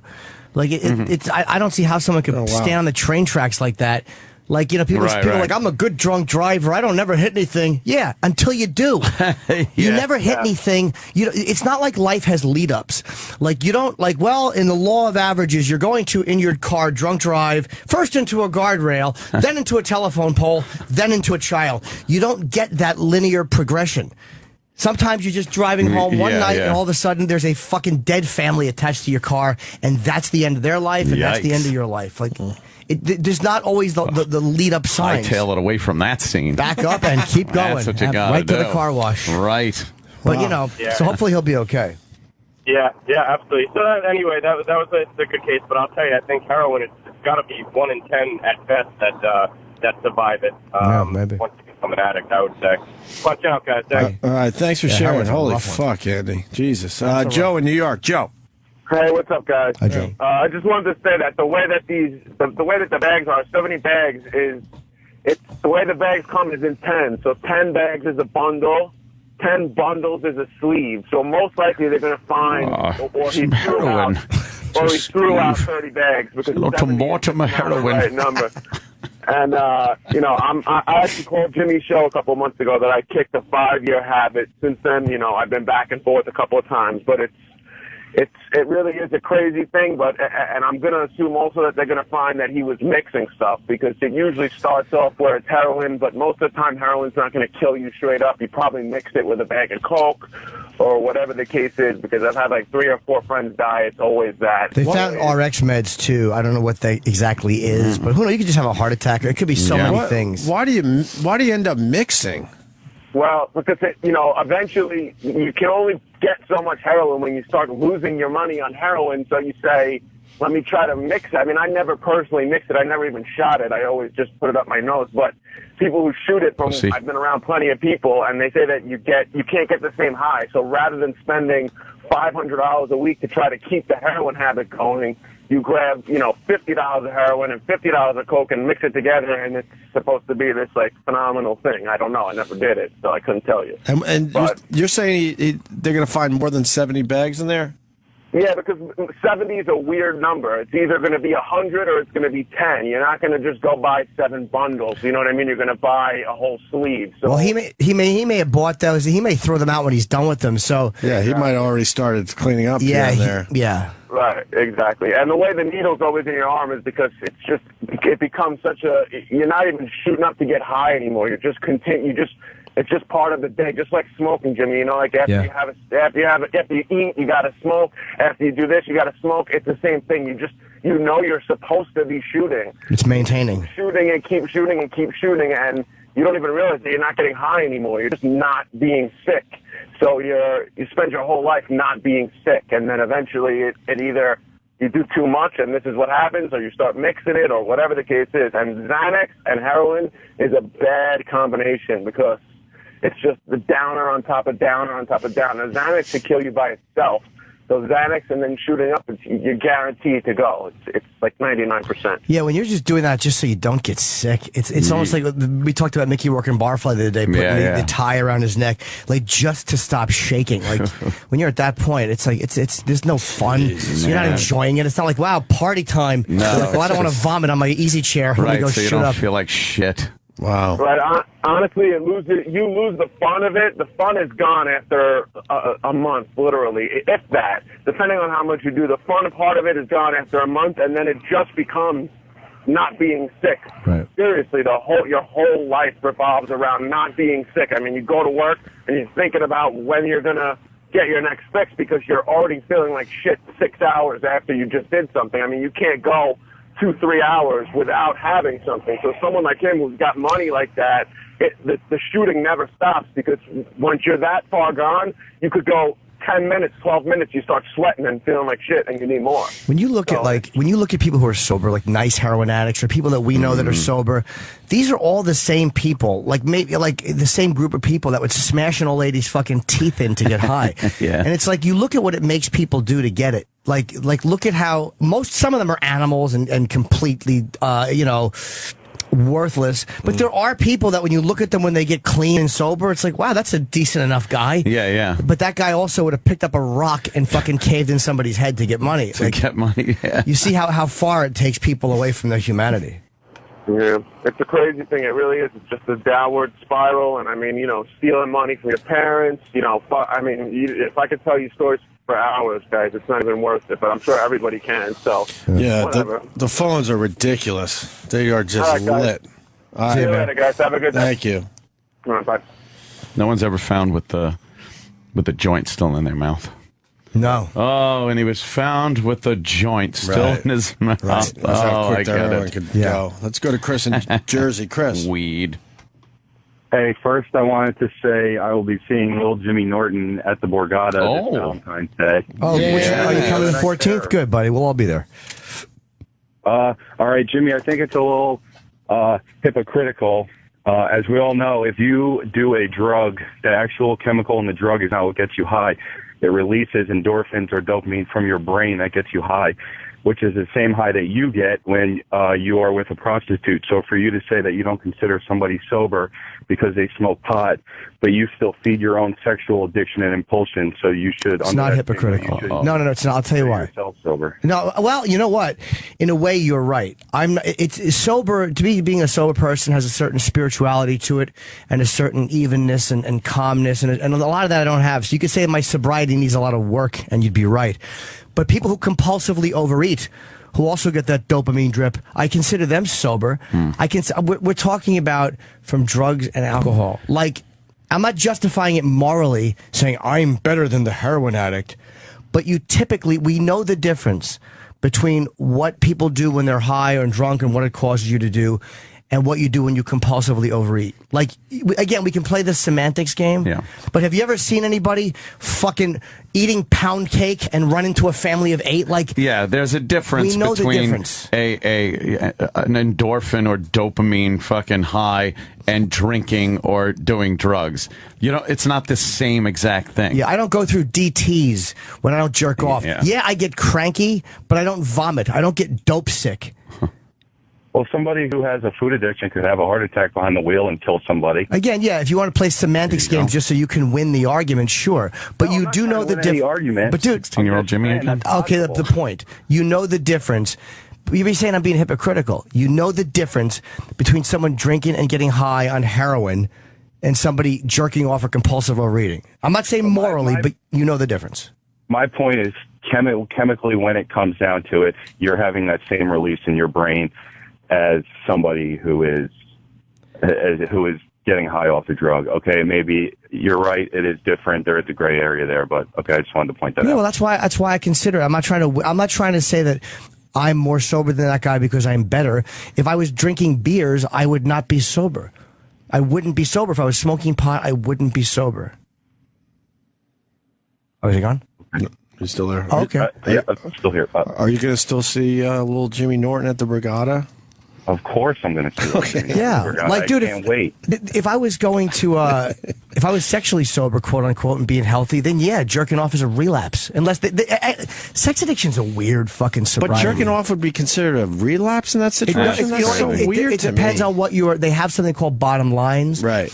Which it's different. It's not all or nothing. Like, it's not all or nothing with food. But it can't be all or nothing. But instead of acting out sexually where you're banging all these broads behind your wife's back or girlfriend's back, but now you're not doing that, but you're jerking off, that's not... It depends on your addiction. So weird. It could be like getting high on heroin. If you're jerking jerking off for 6 hours and you're supposed to be fucking picking up your kid from school and you don't, I get then that. there's an issue. Yeah. If you're just spanking one out, you know, to get rid of the poison, as you say. That's why sex addiction and food addiction are very hard. Really strange. Yeah, they're really tough, man. And again, you kind of need both those things as a human being. Yeah, because you can't not think about sex. Right. And people who don't do it at all, who are like sexually anorexic, I mean, that's not fucking healthy either. Right. No.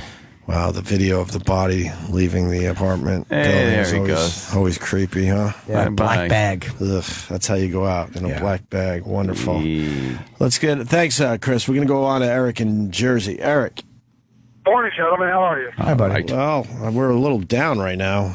I've heard. We're going to turn this thing around, though. I promise you that. Keep your chin up. After the break, we'll do something fun.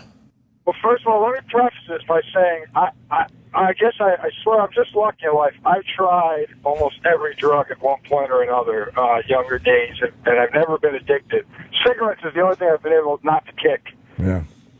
But I remember hanging out with a couple girls, me and some guys, and I never, girls. Yeah, right. This is sexy.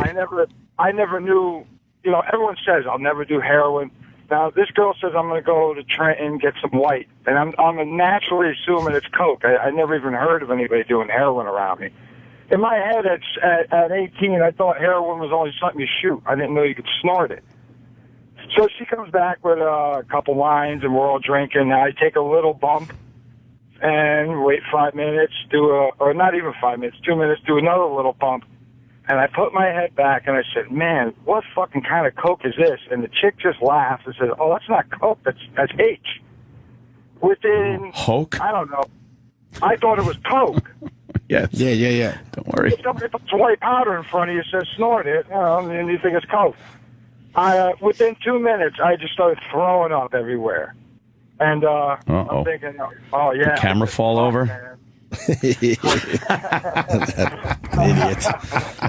Oh, God, Tucker Max.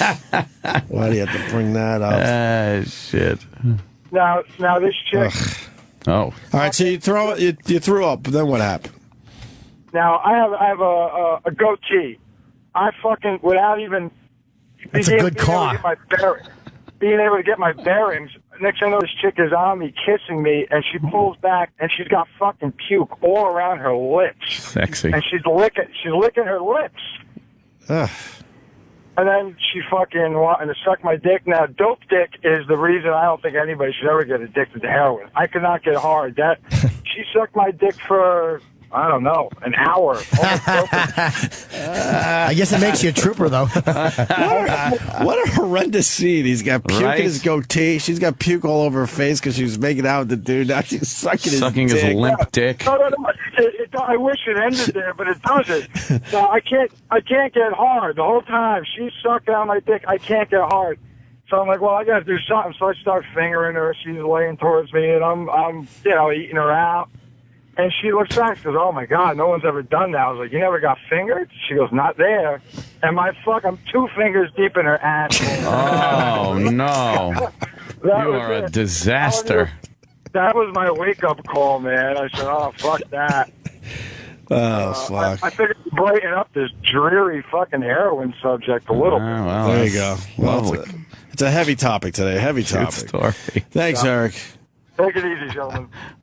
How unbelievable. What an attentive lover. No kidding. There's a million other calls, but we can take a break. Yeah. Go on to something else. We can come back to this, but very fascinating that he kicked a lot of drugs, but he can't kick cigarettes. Cigarettes, they're a tough one, yeah. That's a hard one. Yeah. Because they're not considered drugs or, for the most part, accepted. Right. Yeah. All right, we're going to break. Pat Cooper's coming in today. Didn't he retire? Yes. So what's this about? I guess he's not retired from show business anymore. Oh, okay. Oh, look at that. Yeah. That was a matter of months ago. Yeah. Yeah. So Pat Cooper's coming in about a half hour. Yeah. All right, that should be quite interesting. Oh, yeah. To say the least. Mm-hmm. So he's got something to talk about. And, yeah. All right. We'll be back. So why were the Red Hot Chili Peppers at the Super Bowl? Because Bruno Mars can't, cut it just by himself. I don't think I think that's what the Super Bowl people were thinking. Yeah, the wow factor, not quite there like a Madonna or a Beyonce. I'm not a huge Bruno Mars fan, but he certainly did great. Yeah, he was good. He did great. And then all of a sudden the Red Hot Chili Peppers did Give It Away. It just didn't... I'm like, why are they there? That song fucking stinks. Oh, I like it. Oh, give it away, give it away. Give it away, give it away. I loathe it. Did you see Flea wasn't even plugged in? I was about to say that, Travis, you son of a bitch. That's where I was going with this. He wasn't wearing a wireless? Lip sync. To cut down to all the mocky mock. Flea plays the bass, and he was not plugged in. He was playing air bass. I could have used him back in college. God damn it, we need a good air bass guy. Because they do have wireless units. You sure he wasn't wirelessly plugged in? Yeah. There's nothing, he wasn't though? plugged into anything. They're saying he wasn't plugged in at all.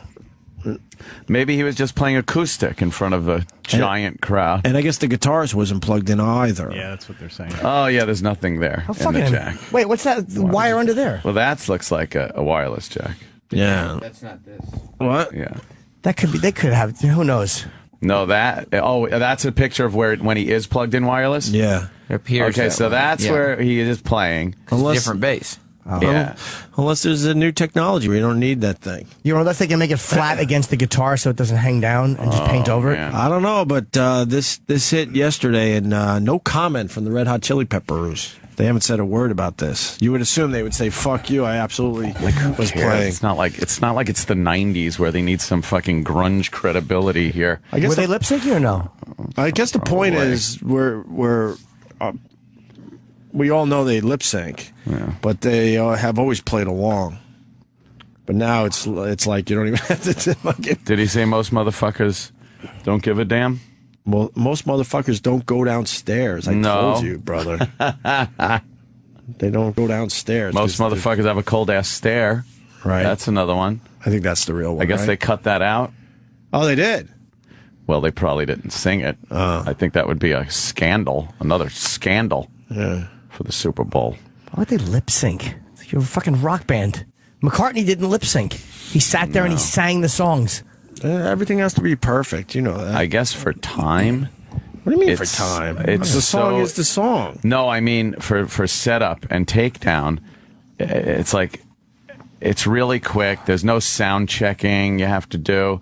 You don't have to check the instruments and equalize the drum mics and all that horse shit. You just fucking fake it. Right. They wheel you out, wheel you away. Yeah, but Bruno was great. And I think Anthony Kiedis is still in shape. I'm not really sure. He's bigger than he was. Well, he's got muscles on top of Flab or something. Like he's thicker now. He is thicker, but he was he's still always in a shape. thin guy. Right, I don't know. But he's, All he's right. got a little that middle-age weight. Let's say hi to Bob Levy. Bob. What's up, man? That was the worst Super Bowl ever, man. Didn't like it? That was. And I thank you, Opie, for telling us to take Denver, you fuck. See? I didn't take Denver, I said the same thing. Opie's saying he wanted Denver. I took fucking the Seahawks. The Seahawks, but I say it was. I said finally Denver. got one right. I haven't picked a Super Bowl in years. Well, I think you're. I want to find audio of that. Maybe I remember Denver. I heard you saying. Listen, Denver, guy. Listen, guy. Hi, pal, fella. That shit ain't working with me, guy. I took the Seahawks. I know I You did. think that guy Bruno was good? Yeah, for the music he does, sure. As a performer, you could go, okay, he did great. What kind of music is that? You know? It's not for you, Bob. Yeah, it's pop. He had a retarded fucking haircut. He looked like a retarded Ricky Ricardo. And they got all the little girls dancing in front of the stage. I was hoping the stage fell on them. That's what it's all fucking about. Horrible setup bullshit. It's pop music for the little girls. Yeah. Yeah. It's fucking horrible. Dude, it's to keep people watching. Like, it's almost geared at a different demo. Like, you know, like McCartney is for Super Bowl people, but like Bruno Mars and Madonna, they're geared for people that are probably not giving a fuck about the Super Bowl that will stay on that station for that time. Yep. Well, it worked. It did 111.5 million people, making it the most watched event ever in the U.S. They expected a good game out of that. And fucking Manning couldn't hit a fucking pass. Everything was left, right, high, low. And fucking they can read him so easily. I was able to read the plays they were going to fucking. Well, yeah, he's got a stiff neck though. You know, you can't really fake shit when you got that stiff neck. Oh, he was a bust. I think that after that snap went over his head, that just put the whammy on that team where they just were like, everything is going to go wrong. And it did. Wow. And let's not forget, the Seahawks are amazing. They're great. They're an amazing defensive team. That's why I picked them. When they hit guys, did you hear those fucking hits? Oh, yeah. I mean, it was amazing, their defense, how they were fucking on them and the hits that they were fucking putting on Denver. Like, nobody wanted to take a chance of even trying to catch the ball. That's probably why they were dropping them all. You know, they only lost. Even though Oh, sorry. Go ahead, Bob. Sorry. No, I'm just saying that's probably, you know, even though he was throwing a little left and right and that shit, you reach for it, you're going to get hit. And the refs ain't going to call shit in the Super Bowl. Well, the weird thing is it was a blowout, as we all know, and it was the most watched event in the U.S., and they said only 5% of the people tapped out in the fourth quarter. Wow. Why? What are you going to do? What are you going to put on? There's nothing else. Yeah, you just kind of leave it on. Just leave it on in the background? Pre-show. Also because it was Manning. When it was Peyton Manning, you still think like this guy is capable of a 4-touchdown quarter. All you need is one touchdown and then a fumble recovery, run back in, and they're right back in the game. So that's why people stayed. I just don't feel like he had a chance at even that. It was unbelievable. Yeah, the game was, you knew it was over right off the bat. You knew that game wasn't even going to be fucking close. Right. And he played as bad as his one-eyed, retarded, fucking Down syndrome brother in that stadium. Jesus. And it was fucking horrible. The offensive language I hear My from God. Robert Levy. My God. I don't think I'm we just need to telling bring the truth. people's That was the handicaps worst Super into Bowl. Yes, sir. That was the worst fucking game I've ever seen in a Super Bowl. That's a fucking disgrace. Nobody wants that halftime show. It was 30-something minutes, I tell you. 30-something minutes for the players to sit back in the back and get all fucking, you know, they got to stretch the whole fucking time to get back into shape. You don't do that to players. Play football. It's not a fucking concert. Play the concert before the fucking show. We don't want to see those fucking cunts. Well, I think it's a little too late for that. I think we've all accepted that. That's a losing battle, man. Yeah. I think society has accepted a very long halftime for the Super Bowl. Didn't now. they used to just bring out like a college fucking band? Oh, fuck yeah. And they'd march around and make shapes. Here's your trivia question for today. I don't know the answer. When did it change from the basic who gives a fuck halftime show to, hey man, why don't we do something with this? And what band was it? Does anyone know? Oh, I'm gonna say it was probably in the 80s. I would say this goes all the way back to the 80s. You think? I think maybe 80s, early 90s. Yeah. Oh. Here's your trivia question today. When did it all change, and with what band? Where they said, "Fuck, we could." Really, showcase halftime. You with a lady there, Rob? And why would some of these advertisers that advertise, like, you know what I mean, like Coke and Pepsi, why do you want to spend all that money when that's what people buy anyway, you know? You're preaching to the converted. It's brand recognition. I guess if they don't keep that brand recognition up, they feel like their sales will drop. I agree with you. At this point, I think we all know, Coke and Pepsi. My God. Yeah, and fucking Doritos. Like, I want to go out and get a fucking bag of that horse shit. Go fuck yourself. I remember the time that commercials were kind of, dare I say, fun to watch and stuff. I don't remember the last Super Bowl where I sat there and went, oh my God, did you see that commercial? I think out of habit we all just say that and think the commercials are that amazing still. I think there was one funny one yesterday, but I forget what it was. And there was only one. The best commercial ever was the one with the horse that the guy grew up with, and it came running to him at the end. And it reminded me of when Beth met Howard. Sorry. He goes, sorry. Sorry. He just goes, sorry. Sorry. He had to say it. I love you guys. Sorry. Just quickly goes, sorry. I think the commercial that you really liked was the Sarah McLachlan making fun of herself. That was pretty good, I thought. Oh, I didn't see that one. I don't even remember that one, but there was one good one that made me actually laugh, man. And the other ones were like, it was just such a fucking bad 5 hours that I want back from my life from the fucking NFL. They couldn't send everybody a check. That ain't going to happen. No. I know. All right, Bob. I think the first time they went with it for halftime, I'm going to go with Super Bowl 27. Mm-hmm. I'm going to go with the King of Pop. Michael Jackson. No. Oh, yeah? Fuck! That wasn't the first one. No? They started fucking around with the thing back in '73. No, what? They added Andy Williams to the marching bands. Oh, Andy Williams and the marching band. Right, so they start fucking around a little bit. So technically, that's the answer. Who the fuck is watching that drivel? But then they were going back to the marching bands and kind of coming up. Up With People performed 2 years in a row. Up With People was a big thing. That was '81 and '82. What's Up With People again? Oh, yeah, it's a they're just bunch being of people. dumb fucking young white kids singing, I think. Oh, all right. It might have been black, too. I don't know. And then they kind of gave up on the whole thing in '87. Okay. When it was George Burns, Mickey Rooney, Grambling State University, and the USC marching bands. Holy shit. What a delightful show. And That was Disney 1980s. characters. That was '87. Then '88, it was Chubby Checker and the Rockettes. But you can see what they're doing slowly. Yeah. Chubby Checker. Jesus. '89 sounds terrible. Why? Elvis Presto and the South Florida area dancers with 3D effects. Oh, all right. That They're was moving. '89. That's like... That doesn't make 89. sense. That sounds like shit from the '70s. Right, it's not, All right, keep going. When was the big... 91 was NKOTB. When do we get A-listers? I mean, NKOTB in '91, New Kids on the Block. That's it. That's right there. That's it. That's the A-list. That's the answer. the one. New Kids on the Block in 1991 changed it forever. Yeah. What was the year before? Who was the year 1990. before? Year before was Peter Fontaine.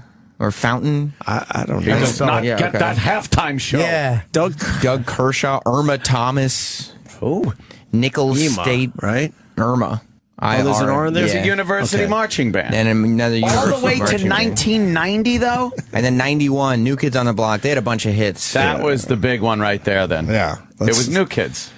Yeah. Let's And they say. played- So it was 91. Yeah, I heard 91. that before. The right stuff. So that's 23 years ago. All right. Yeah. Let's say hi to Colin Quinn. Colin. Oh, Colin. Hey, guys. Hi, I Colin. just had to join in on the Super Bowl conversation. I think it was a blowout from early on, you know? Yeah. I think they got off on the wrong foot with the safety. And then, you know, it just got worse from there. And the second half started off. Oh, yeah. That fucking run, that was the end of the game. Was the Yeah. because you can come back from 22-0 or whatever, but that run back, they were finished. Yeah, if you can't even change that then, momentum. They scored 6 touchdowns. They might have came back after that, but then they scored another one. Yet another one in the other quarter. I don't know. I know it sounds like kind of rudimentary, like people are crashing into the fucking turnpike right now as we discuss this. But, you know, to me, I think it's important. And then everybody also commented on how lucky everybody got with the weather. Right. Oh, thank God. Oh, We missed it by a day. We were in a deep freeze. Holy fuck. Many wishes we did have bad weather. God, we were all praying for yesterday's weather. And it was just missed. Very mild day for Yeah. the Super Bowl in Jersey, and then the snow didn't start until yesterday. So all worked out for the best, didn't it? Yeah. You guys better change this fucking subject right now. Oh, we're doing a little Super Bowl wrap-up talk, Colin. Super Bowl. That's right, Super Bowl. Super Bowl. Yeah. We could talk about Philip Seymour Hoffman. We did. They found 70 bags of heroin. Little fucking tiny bags. Little teeny little starter bags, right? I think one would have been enough to kill him. Sure. That's all he needed. Very tragic. Another genius. Was he an American treasure? Well, I actually knew that guy, so I really did like him. Oh. Now I'm uncomfortable. And see, now we're talking Well, about you one told of us your, to change the subject. one of your Well, funny pals. until it's somebody you know, right? Did you really know him? Did you know him well? Yeah, no, not that well, but I knew him a little, yeah. How'd you know him? Just from around, I met him in SNL a few times. I knew some friends of his, friends of mine, so I ran into him a bunch of times. Hey, what'd you think of Jerry's commercial? Yeah, that's your pal. Well, I thought it was brilliant and amazing. In fact, that's what I said to Jerry as I sat next to him watching. Oh, that's right. You did watch the big I was game. at Jerry's house for the big game. What was I going to go? You done better, Jerry. That's it. What great. The only funny one the whole time. So who now was Tom Papa there? No, Tom P is in L.A., I think. Oh, okay. Oh, he's finally in L.A. I know he moved Right. there, but then all of a sudden he was in New York more. Yeah. I was very Now, confusing Tom, for a while. Tom, first of all, I was the one that introduced Tom to Jerry to have him open for him many years ago. Oh. But, I'll speak off the record. Tom is semi out of the loop with Jerry. Yeah, he is, right? Oh. Yeah. I kind of control Jerry. I don't control Jerry, but I'm saying I have the inside dope. Right. You know everything Yeah, that's you going control on. his car when you're pushing it down Minetta Lane. What's that now? I said you control his car when you're pushing it down Minetta Lane. I'm sick and tired. To this day on Twitter, every asshole. That's what you get. I never told that story until it became the guy who was spotted. He's always pushing Exactly. Jerry's car now. Yeah, who do you think told Monster Rain? Nobody snitched on me. I told it, now it haunts me. What kind of snacks did Jerry have? I bet he had a good spread. Oh, he had a lovely spread, yeah. Delicious shit, actually. Yeah. Really? Oh.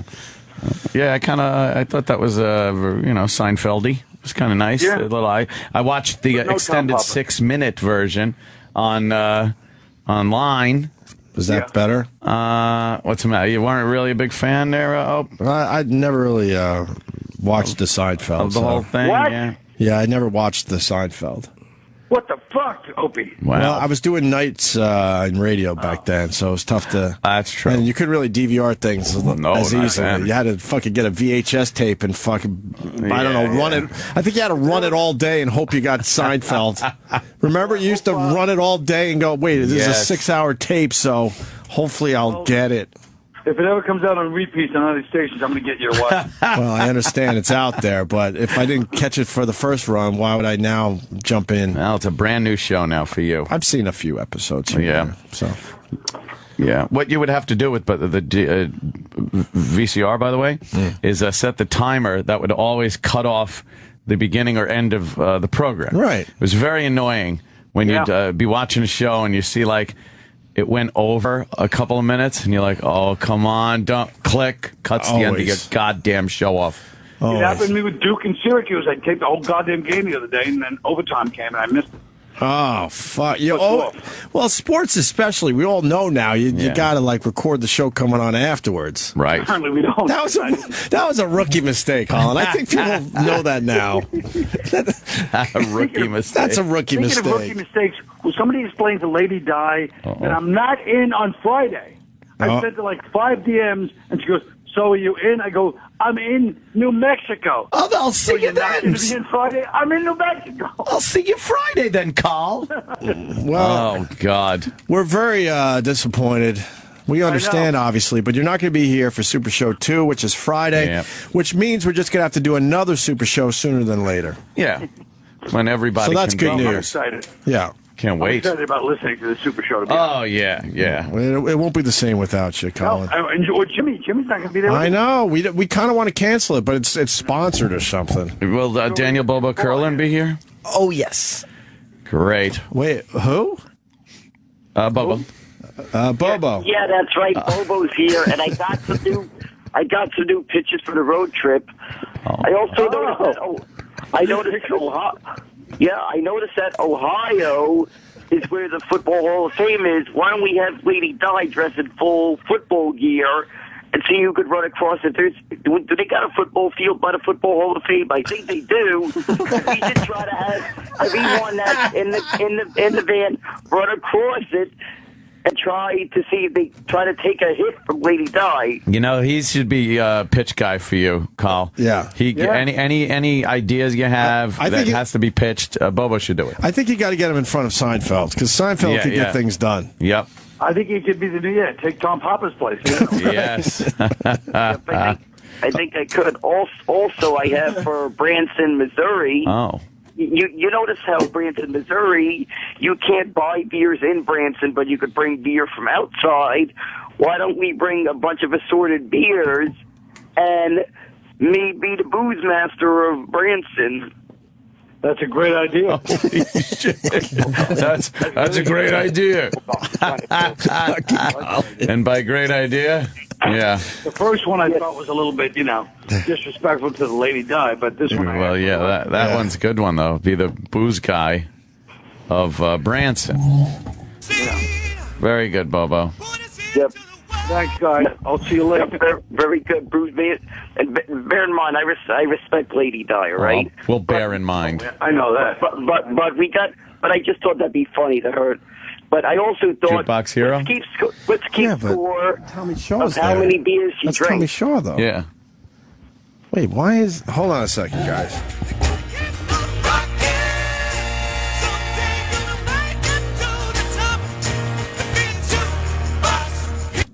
Do we have another supergroup on our hands like Asia? I think we do. Sorry, Fox News has Tommy Shaw, but then they have a guy that's not the guy from Foreigner singing Jukebox Hero with Tommy Shaw on guitar, so we were just trying to figure it out. That guy's voice is fucking crazy good. Yeah, it was great, right? And who are the other guys there? The other guys? Yeah. Wait, because who is that? All right, we'll figure that out another time. Sorry, go ahead, Bobo. I really apologize that we took up Bobo time.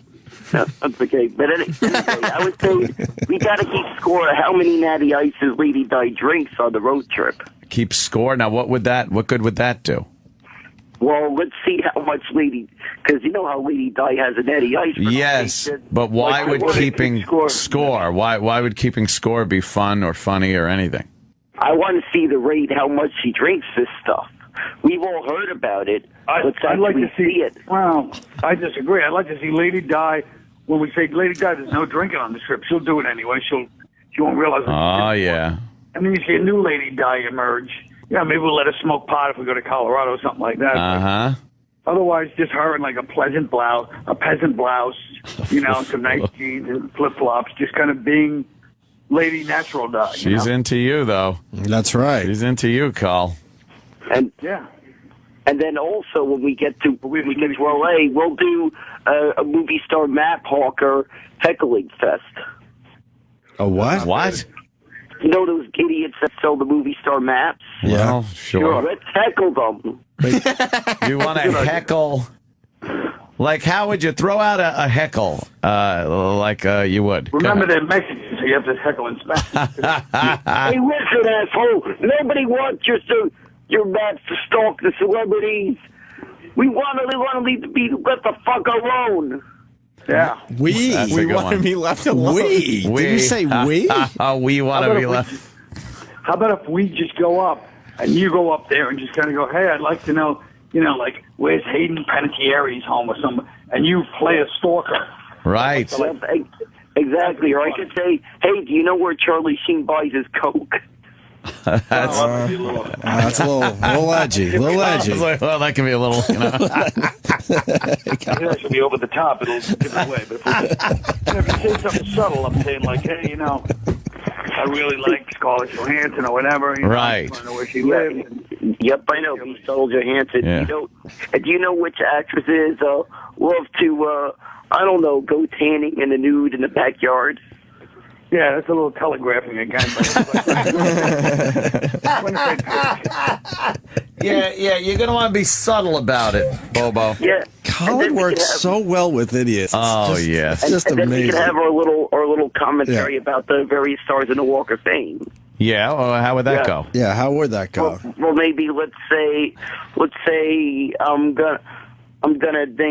trying to think. Give me a name of a star in the Walk of Fame that maybe we could say something about. All right, Cary Grant. Cary Grant. What was she known for? What movie? What was she known for? I would Google it. Sure. Yeah, she did a lot of movies. Fucking Bobo. I may have seen the movies, but sometimes they don't see it. But yeah. All right. What about Paul Newman? Yeah, there you go. Paul Newman. We could say, man, that's a guy that lives on the fast lane of the edge. I would have rubbed that road with him on the LIE. That guy would have got me through traffic. What? Colin loves it. Where were you saying that? Yeah, where will you say that? On Hollywood Boulevard. I would say that at each when I'm right by the store. Yeah, he would see a name and then he would just riff. Well, I don't know. Let's go. Bruce Lee. Now you're on Bruce Lee's. Bruce Lee. Bruce Lee, yeah, man, that guy would kick some ass. He'd be like, "Oh no, you mess with me. You try to break my neighborhood. You try to cause some problems, move down property values. I'll kick your ass." All right. I'd go topical with that too. Say, hey, what do you guys put me in a commercial for right now? I've been dead for 25, 30 years. That's a good one, right? Keep it relevant. And Bobo. And now you're walking and here's John Wayne's star. John Wayne. Yeah, John Wayne. That's a man. That man could like be at the West. He'd be like, "Yeah, I'm gonna clean up this town. I'm gonna kick your ass." And that guy would proudly serve his country, and he'd kick those bad guys, like that Ahmadinejad guy and stuff. He'd be getting like that. He'd be on the plane, boom, like that. He wouldn't be afraid to smack his wife. Wait a minute. How can you screw up so many simple things and you pronounce Ahmadinejad? We all were thinking that. How the fuck does that happen? Shit. Half the newscasts in the country stutter. Yeah. Spins it out like he speaks like he's a Persian. It's amazing. Yeah, but the thing is, what were you trying to say? He said Ahmadinejad accidentally. Yes. Now, Bubba, what would this do? He was trying to talk about that slave ship movie years ago. Retardation is cruel because that was supposed to be used to tie his own shoes, but it comes out another way. Comes out a whole nother, right. Whole nother talent. Skill set. I really thought of that guy would kick some ass. All right. That guy would kick his ass. Yeah.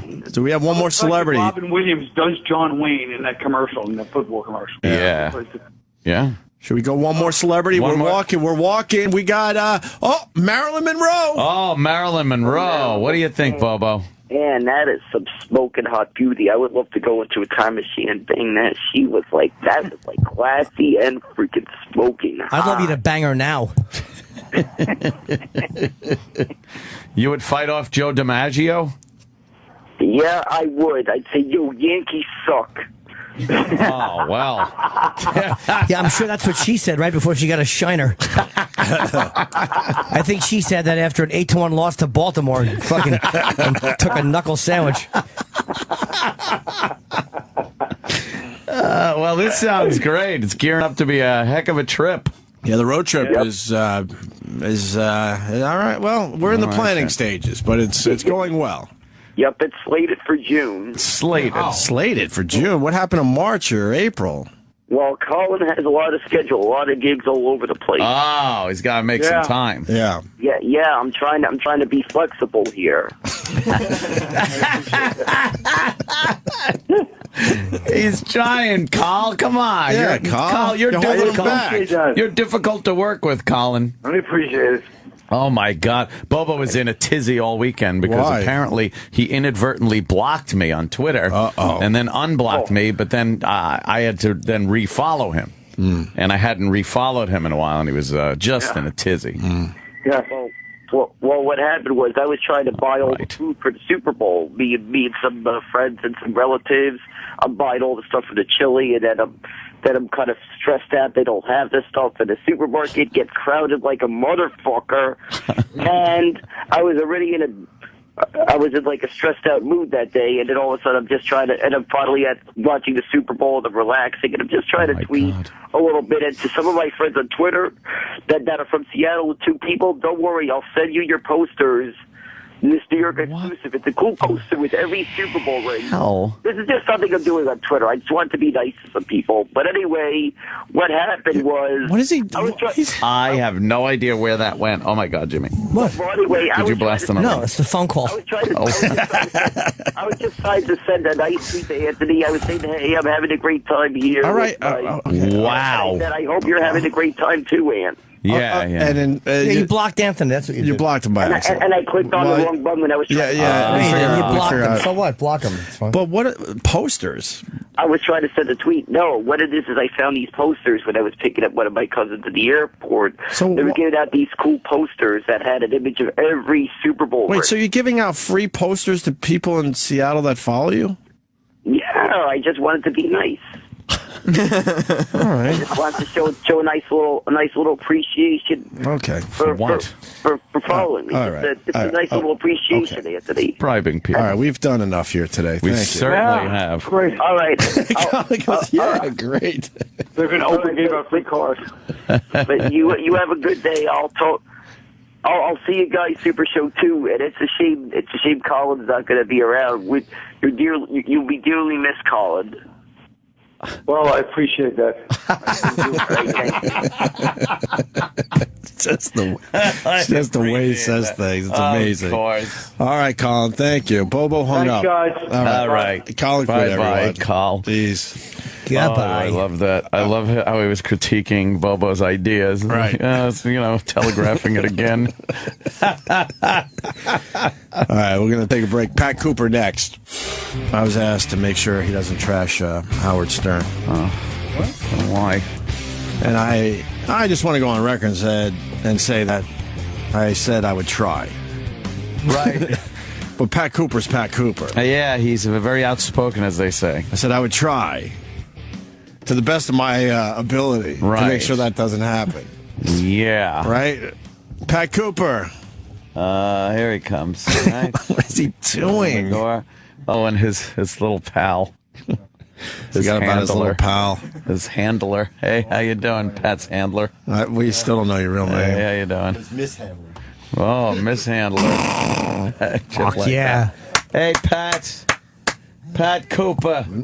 Hello, Pat. Sit down. Welcome. Good to see you, buddy. Have a seat. Nice to see you. My friend. Nice to see you, Mr. Cooper. Absolutely. And fight the boy. Oh. A nice bottle of water if you're careful. I'm good, Pat.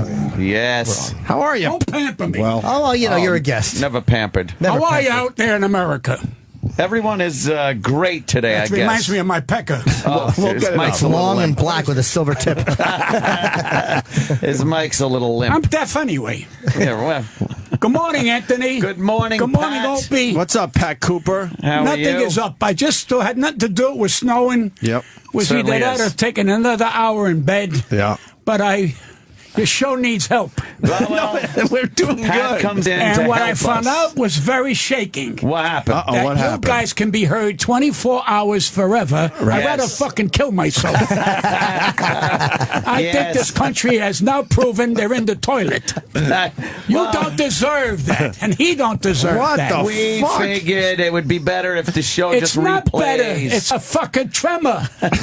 You guys starting wars. It's beautiful. We need meta music. Metamucil? We need better music. Oh. Nice stuff. Violins and harps. We don't want to hear this bullshit anymore. It's over. Plenty of time for harps. No. Well, you're not going to go there Well, anyway. That's true. He's got a shop because he has kids. You should start adopting. No, I'm He good. thinks I'm kidding him. He knows why you got kids, because you feel, you want to be loved.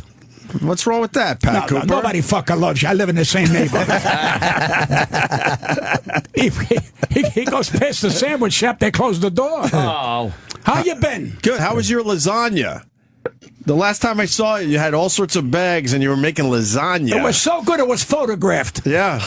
I make good food, and I give it away. Because he I really have no give it hobby. away? I have no hobby. Yeah. So I do maybe 22 cutlets. I do lasagna. I make a ton of soup, but I get a Jewish chicken. See, people don't know about What? Jewish chickens. I go down to Delancey Street and I get a schmutzke. A big Jewish chicken. It's got a big beak. It costs about $3 more, but the fat, when you put it in the water, the fat just comes off the chicken and it's soup.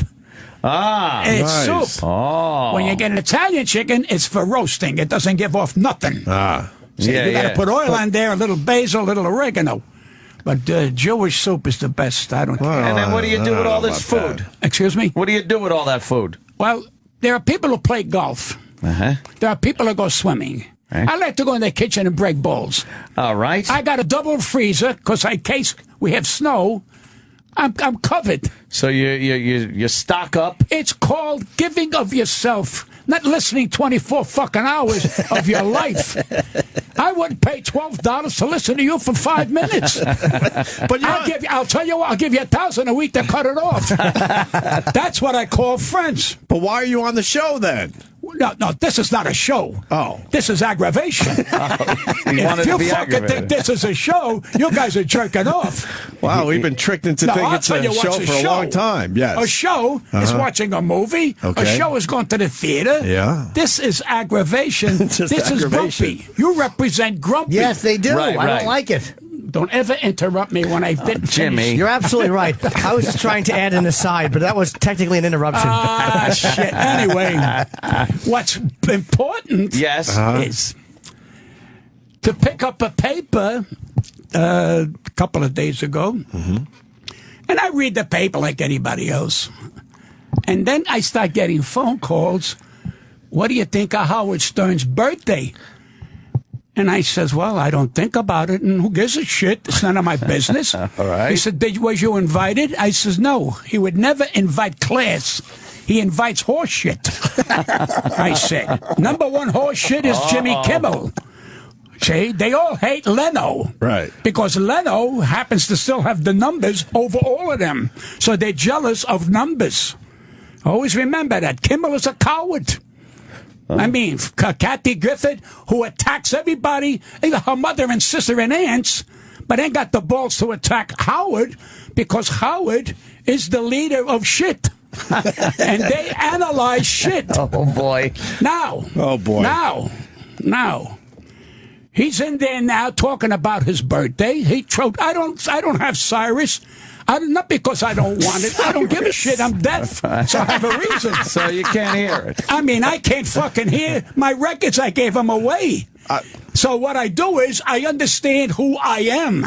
Howard don't know who the fuck he is. Jimmy, don't ever raise. That means you're going to go to the bathroom. Well, I just wanted to say, I heard it was a great birthday party, Pat Cooper. No, you heard wrong. I heard it was a terrific time. Well, you know why you heard that? And I also heard it was a great broadcast. Listen to me. I hope the president would have went there. It's none of my fucking business.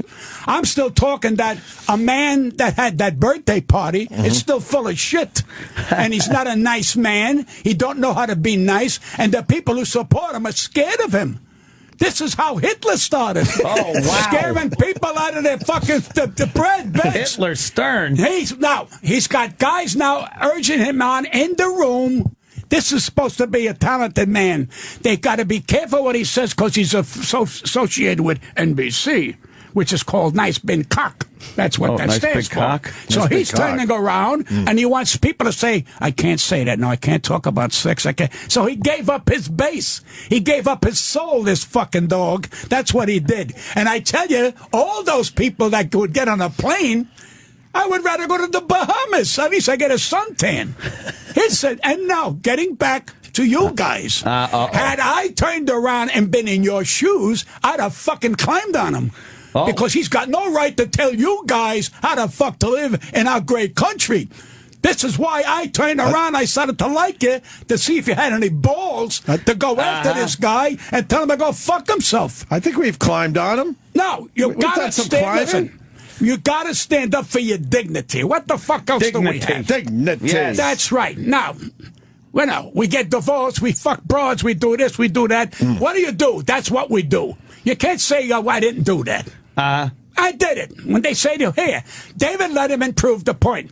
We understand that you fucked around behind your wife's back. What did he say? Yes. And they forgot about it. They forgot about it. Nobody said nothing. None of us said, did you eat pussy? Yes. And that was the end of it. And they go, shit, now we can't go after pussy eaters. Why? Because he made it dull. Yeah. You see? Now, the curse words don't mean shit anymore. Point. I'm watching your buddy there, Dice Clay. All right, I like Dice Clay personally. He was funny when he did the poetry. I watched him on television a couple of weeks ago. He's terrible. He's the fucking worst comic that ever walked out with a jacket trying to be Italian, and he's Jewish. And I said, I'm talking to the son. I said, son, listen to me. You lost it. But he was wonderful in the Woody Allen movie, so he's got to go to that. Stay away from comedy, because you're a disgraziata. And a disgrazia, ladies and gentlemen, means you're not funny, you're a disgrace to comedy. How fucking dare you go out and say, excuse me, sir, is that your wife? Did you eat a pussy yesterday? Who gives a shit? First of all, the ugliest thing in the world is a pussy. It looks like a bunch of rolled in rubber bands. That's what you're trying to fuck. So why are we getting nuts and talking about who's getting laid? Pat Cooper's getting bad pussy. My friend Anthony here went through a tremble with his marriage. Yeah. It's over. Don't hate her no more. Just hope she gets a cramp. I never even think about her anymore. Yes, you do. You thought about it just now. That's right. When you heard the word pussy, your fucking hat went up. No, well, you reminded me of her. No, I don't remind you of. You had a wonderful time. Let's talk about the day you said, I love you. Let's talk about the day you said, I'll kill for you. I was drunk. All right, I'm drunk now being on this show. This is what cornflakes does to me. It was great. No, but when I here now, Wait, Pat, I gotta say, every paper picked up on the Stern party. Sure, but this actor that died, we lost somebody that had a fucking feeling, that had a great acting ability. Yeah. And to wind up with the drug shit and starting out without drugs is on drugs as far as I'm concerned. So they're worried about Stern, they're giving him paper shit, and about his story. What has he done in this country that we got to stand up and salute him to being a genius? He's an evil son of a bitch and made money on it, and I would love him if he say, I am. Born a fucking prick. But he's got no balls, and now he's got people helping him talk. Yeah. He's got people helping him talk. He don't want to lose the NBC shit. So now he became who he was.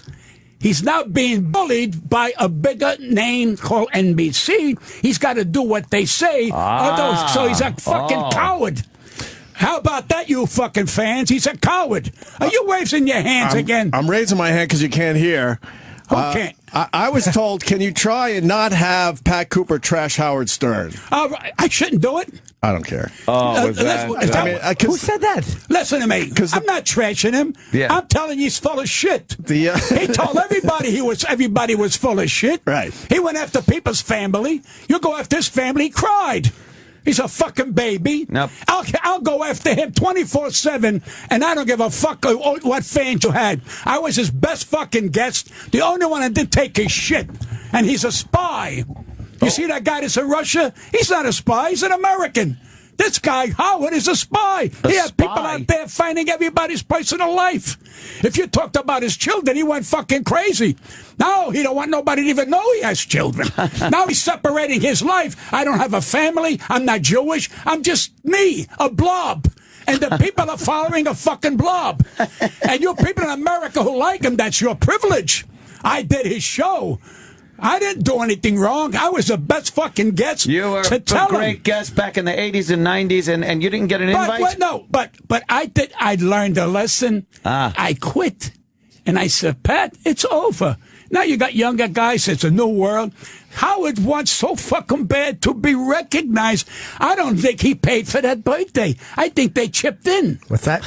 That's what I think. Am I right? I think the company paid. Huh? Yeah, but wait, so he retired from Howard Show, and that's why we got him? No, I will never. This is my last. Opie, this is my last time here. No. That's it? You're You retired? said that last time. No, I didn't say that last time. I knew I had one more coming. Oh, yeah. Fucking Opie don't get it. Nobody understands.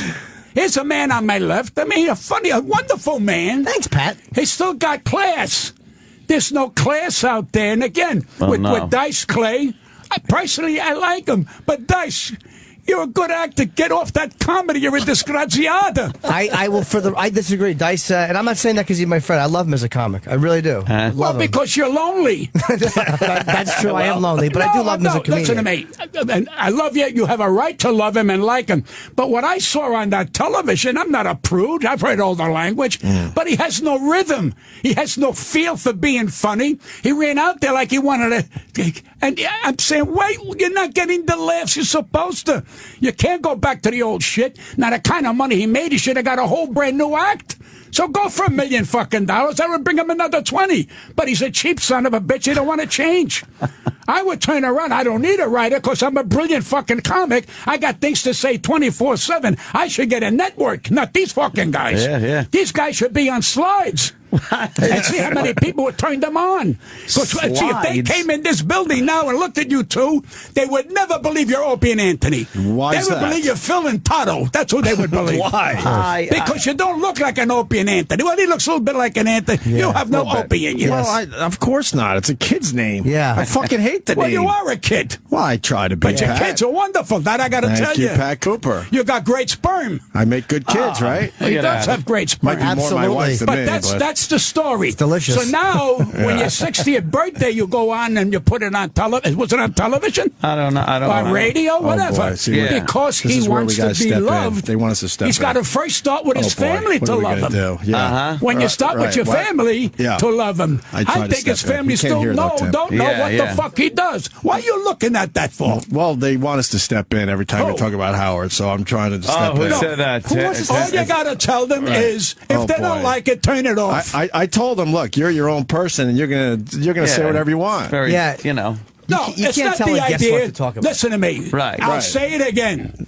They got a right to like who they want. Sure. There you go. If a guy said to me he likes Hitler, that's none of my fucking business. right. I won't You're like sitting it. two people away from him. No, I don't want to hear. As a Jew, it should be your business. Opie. Yes. Opie. Yes, Pat. What's wrong with this country is happening when we lose a man on drugs, 46 years old. That's what's wrong with this country. There's no more character, no more dignity.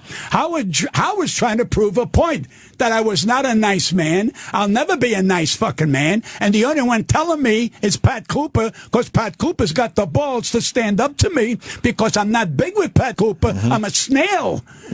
That's what it is. So if his fan base loves him, God bless you. Where did it go wrong with you two? Where did it go wrong with you and Howard?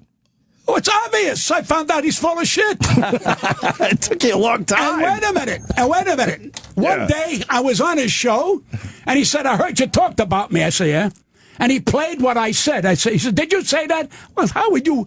Of course I said it. You got it on tape. And who the fuck are you to go around taping people? I remember that episode. No, but I'm saying, why are you going around? Look, I mean, that's unfair. Like if I talk to you and you're on the phone, North, and you said to me, yes, and then 2 days later you come in and I don't know, you tape my conversation. That's wrong. That's why if the people of the Howard clan don't like me, because you're a bunch of fucking cowards, you believe that nobody's against that man. He's not a fucking man. He's a pussy, and I don't want to insult pussy. I don't want to insult pussy. He's a disgraceful to the fucking, for whatever he's worth. He's How many nothing. texts you But getting, you Opie? people don't see nothing. Phone lighting up? Oh, boy. And remember this. Remember what I'm telling you. Yes. Right now, he's got teachers right now teaching him how to operate under the new Howard Stern. The new Howard Stern is rotten because you can't give up who you are. You cannot say, I'm white if you're black, or if you're black if you're white. You're a fucking phony, and you're a disgrace, and all you people who went to his party, that's your privilege. But you know what's wrong? I tried, right? Do you know what's wrong? Officially, I tried. Yeah. Yeah. They don't know why they like him. Oh, is that it? I don't think they know why they like him. I know why I liked him at first. Yeah? Because he wasn't busting my balls. He didn't give me any of that shit. I didn't agree with some of the stuff he said. Uh-huh. But this man is 60 years old. I want to know if he wakes up and says, holy shit, my time is starting to pass. Uh-oh. And I am 85, brother. And I said, hey, Howard, if God makes me 85, you're lucky you're 60. There must be a saint up there who wants to live to go till you fucking rot. And you will rot. But you see, he don't want to hear it because only he said it. Only he could talk about your mothers, your sisters, your uncles, and your aunts. And again, I say, wait a minute. My father. Huh? Oh, right. My father. Yeah. He talked about your father? Oh, yeah. Did he? Why, what's wrong with your father? Well, he's no longer with us, and he thought that was hilarious. But continue, Pat. But you see, Continue. had you turned around and punched him in the nose, they wouldn't have defended you. Right. His fans would have said, how dare you touch Howard? If they can explain to me why is Howard, the people don't know. He's a piece of garbage.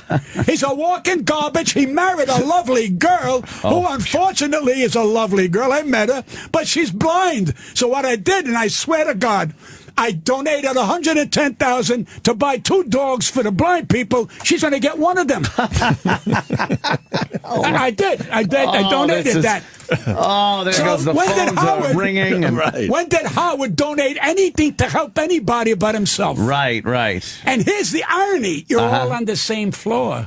Yes, we are. It makes it very uncomfortable every day. I would come here 2 o'clock in the morning and lock his doors. I wouldn't let him in the fucking building. And I would say, I'm going to tell you, I don't want to prick him in the building here. And to me, you're a prick. Go get the cops. Get me arrested. And I want you to come to the cops and say I'm a prick. He ain't got the balls because he's a fucking coward. You see? If he saw a policeman, he's shitting his pants. You were a big part of that show. You probably should have been invited to the party. I don't want to look. Oh, you reminded me. He's just jealous. He's just jealous. Oh, you reminded me. I quote him. Yes, Pat. I says, Howard, why don't you be roasted by the friars? And he said, well, here's my conditions. I said, yes. I will be roasted by the friars if, yes, all the people that hate me, I'm quoting him, are on the dais. I said, we'll need another building. He said, everybody that hates me, I want to be on it. Never went to a friar's roast until Matt Lauer. That was my worst roast. I did a minute. And people said, what happened to Pat Cooper? The reason I did a minute, I closed it, but Tom Cruise, another ball breaker, he opened the show and did 55 fucking minutes. It was getting dark outside. What? And this was a fucking luncheon. He did 55 minutes? I swear to God. And it was not a roast. That interesting. It was a corporate... All the television people were talking about each other. I said to Matt Lauer, I said, Matt, when it gets to me, I'm going to do one thing. Goodbye. Because I showed class. Now, here's where Howard was in. This is what you want to call a prick. gets up and tries to get on the dais uninvited. And they told him to get the fuck off, and he got the fuck off because they told him he was a piece of shit, not verbally, but telling him to get off. He found out that not everybody loves him. That's when I started to realize Mr. Prick has showed up. Now, we did another roast. This guy, this director, the guy, the bastard. He wrote the Bastard shows. Inglourious Bastard, Quentin Tarantino. Quentin Tarantino. Right. Quentin Towers. All right, I closed that show. Quentin Towers, yes. Right. Howard is in the audience with Robin. I don't know this, and I don't give a shit. I'm hilarious. Howard turns around and tells people I was terrible. Robin Quivens, who I give credit, says, Howard, you're wrong. The man was great. And then he said, well, yeah, you're right. Because you don't want anybody to be right who stands up to him. He's a fucking warden. He's a fucking prison. And he's a prisoner. He's everything that's crime. He's a criminal, what he did to people. And all you fans out there, understand, I got a right to knock who I want to. And if you don't like it, you're not decent people.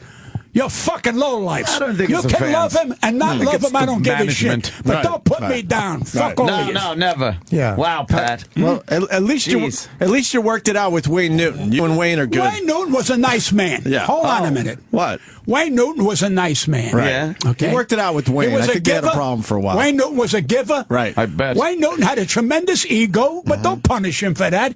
On the stage, he delivered it.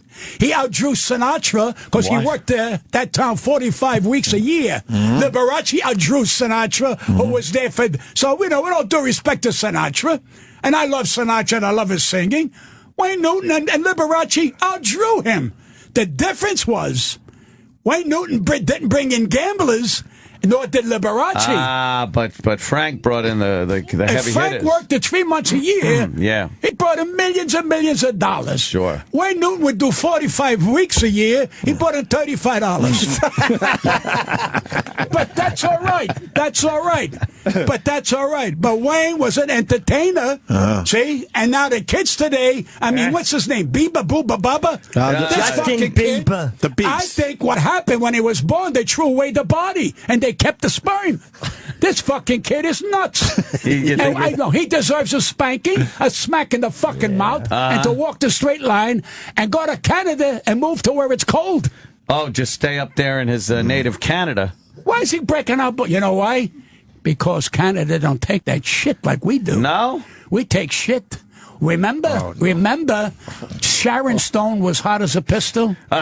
And Letterman put her on, and he told Howard he wants Howard. And Howard says, I go on first or I don't go. And I looked at Howard, I said, what's the fucking difference? He said, I go on first. And he told Letterman, and Letterman made him go on first. And when I did Letterman, I says, why do you allow anybody to tell you how to run your fucking show? That was the end of me and Letterman. Wow. We're not on Letterman either. Huh? We're not on Letterman anymore either, because a call was made by Howard. That's a true story, too. He made a lot of calls He made a call about hurting. He made a call behind the scenes. What about our friend there, the joke man, Matley? Jackie. Why didn't he invite him? Jackie's a good soul. He didn't get invited to the birthday party? I find it hard to believe. Didn't invite him. What are you looking at him for? The man's taking a fucking nap, and you're looking at him? No, only because he just starts talking with no microphone. All of a sudden, I hear a sound in the back. Get over here, you. Because you're a genius, you can handle it. Oh, thank you, Pat. But you know what I'm saying? When you talk to Jackie and he wasn't invited, that's kind of Let me crazy. ask you a question. How come you got fans here? All right. How come the fans, when they knocked your father, didn't defend you?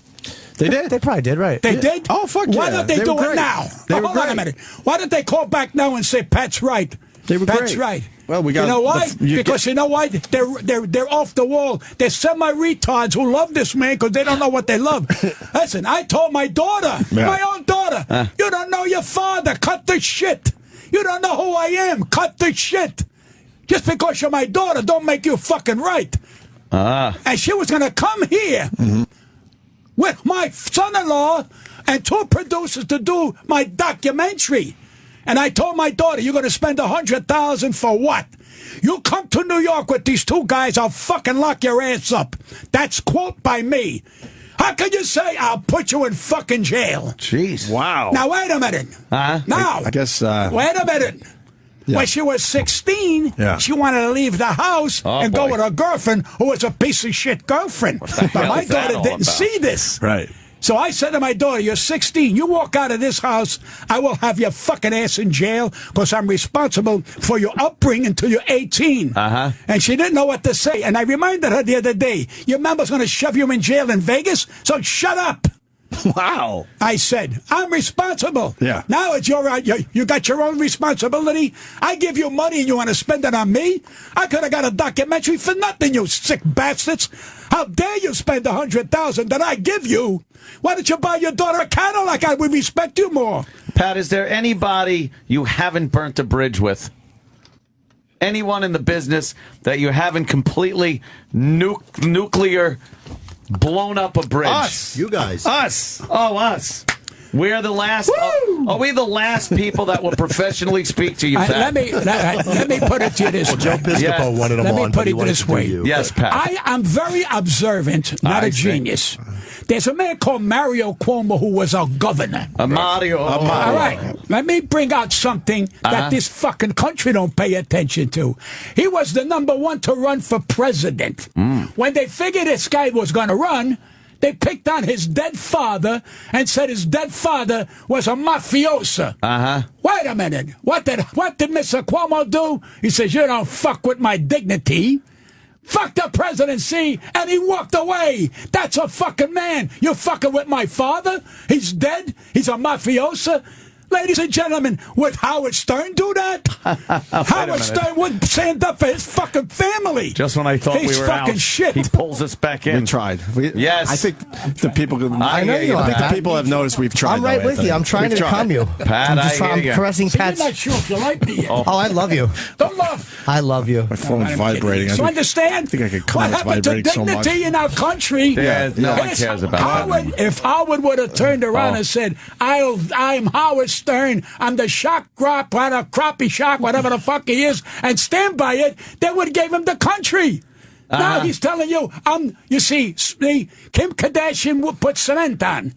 His body, Howard's body can't handle cement. It can handle horse shit.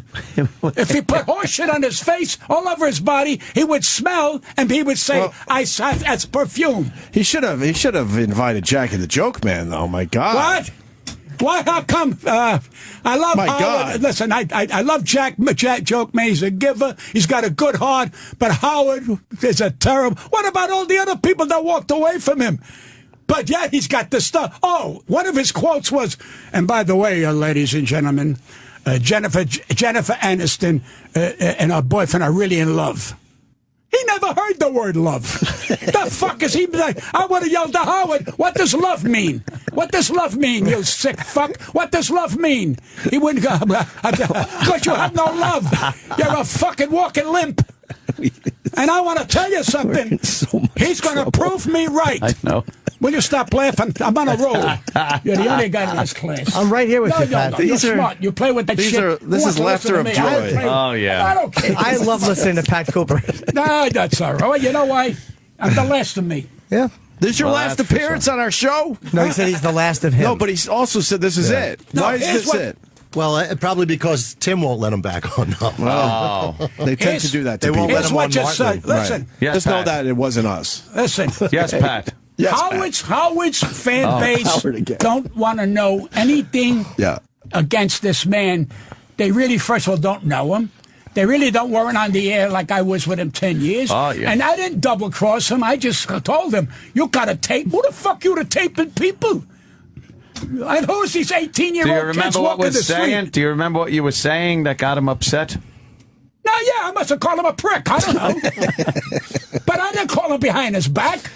I said, Howard, I said, you're wrong. He went after, what's his name, the guy who used to talk worse than me, yelling and screaming, who died in a car. Sam Kinison. They were friends. All right, Sammy, nice man. Yeah. All right. When Sam stood up to him, Howard said, take a fucking walk. You're finished with me. Sam begged to get back. I went no beg. I said, fuck you. Who you talking to, you piece of shit? Who the fuck you to tell me I'm not on your show? I'll come after you. I'll butt your balls. Because he would say that to people, but a coward. A coward. He's a fucking bog bully. And you people who love him love bullies. And let me tell you why we never had gay people 100 years ago. We had no closets. We were hanging our clothes on the doorknob. That's why these people couldn't come out no fucking where. That to me is important. And why am I a natural funny man? Because I'm scared shit. Is that it? You know, you guys play me? Yeah. If they finish this? Don't play me no more. Tell your fucking audience, you want greatness, or bring him back. If you want to waste our fucking time, go to Howard, because he's another, and play with his balls with his birthday. I hope the cake had horse shit in it. That's what I hope. The cake. That's what I hope. Jimmy Kimmel. Now they're all up. Let's go against Leno. I mean, Leno's who figured Leno would last 22 fucking years? 22. You gotta give him that credit. Wow. All right? You gotta give him credit. Ratings right to the end, and too, I Pat. guarantee you, if they would have let him alone, he'd have done 30 years. Yeah. You see? Oh, easily. He's not done. He's an honest stand-up comic. He never said I'm an actor. He never said this. He was a stand-up comic, and he lasted 22 years, and they throw him up. He's got the highest rating, and they throw him to the fucking wolves. That's the business. Now we know that. Watch Leno, and Leno's in his 60s. Where the fuck's he going? I mean, how many times can you wash your cars? You know, he's got about 3. And when he dies, you know, that's his problem. He's going to get sick finding out when they tell him, you know, you can't keep your cars. You're going to die. You can't take a car. Yeah. Well, I had a friend of mine, my oath to God, the wife hated the daughter-in-law, the wife. She buried the son in the fucking Mercedes. Wow. And the wife says, where's the Mercedes in the will? She goes, you dig him up. She buried her son in the fucking thing like this, behind the wheel and into the fucking dirt. That's and the guy's creepy. still there. That's so a mother. creepy. That's a mother. That is a mother. You're goddamn right.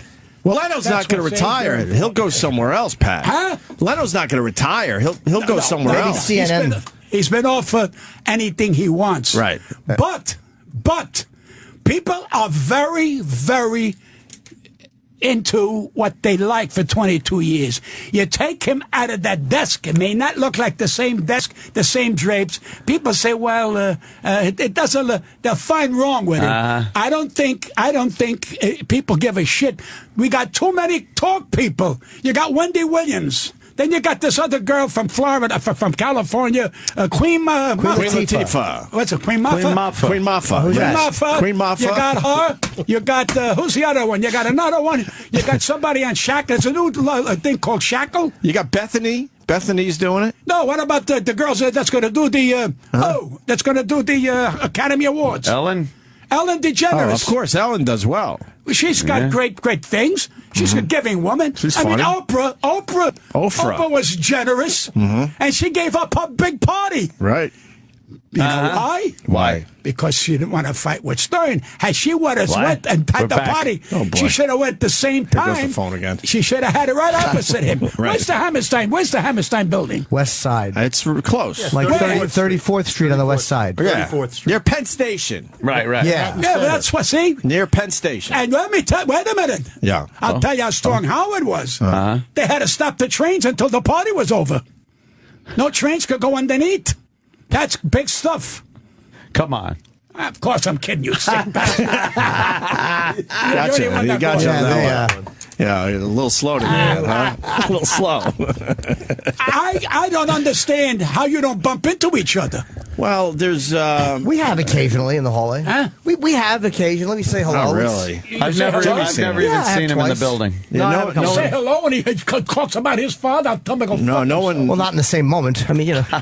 No one is... You can't be who you are No? to him. You got to be who he Oh, wants boy. you to be. I think they turned off the electricity. Huh? You see that? The lights are going off. They probably would. He's got that kind of... I'm He telling does. He's got the power. you. He has the power still. Yeah. Around here, they love him. They absolutely adore him. Oh, around yeah. here.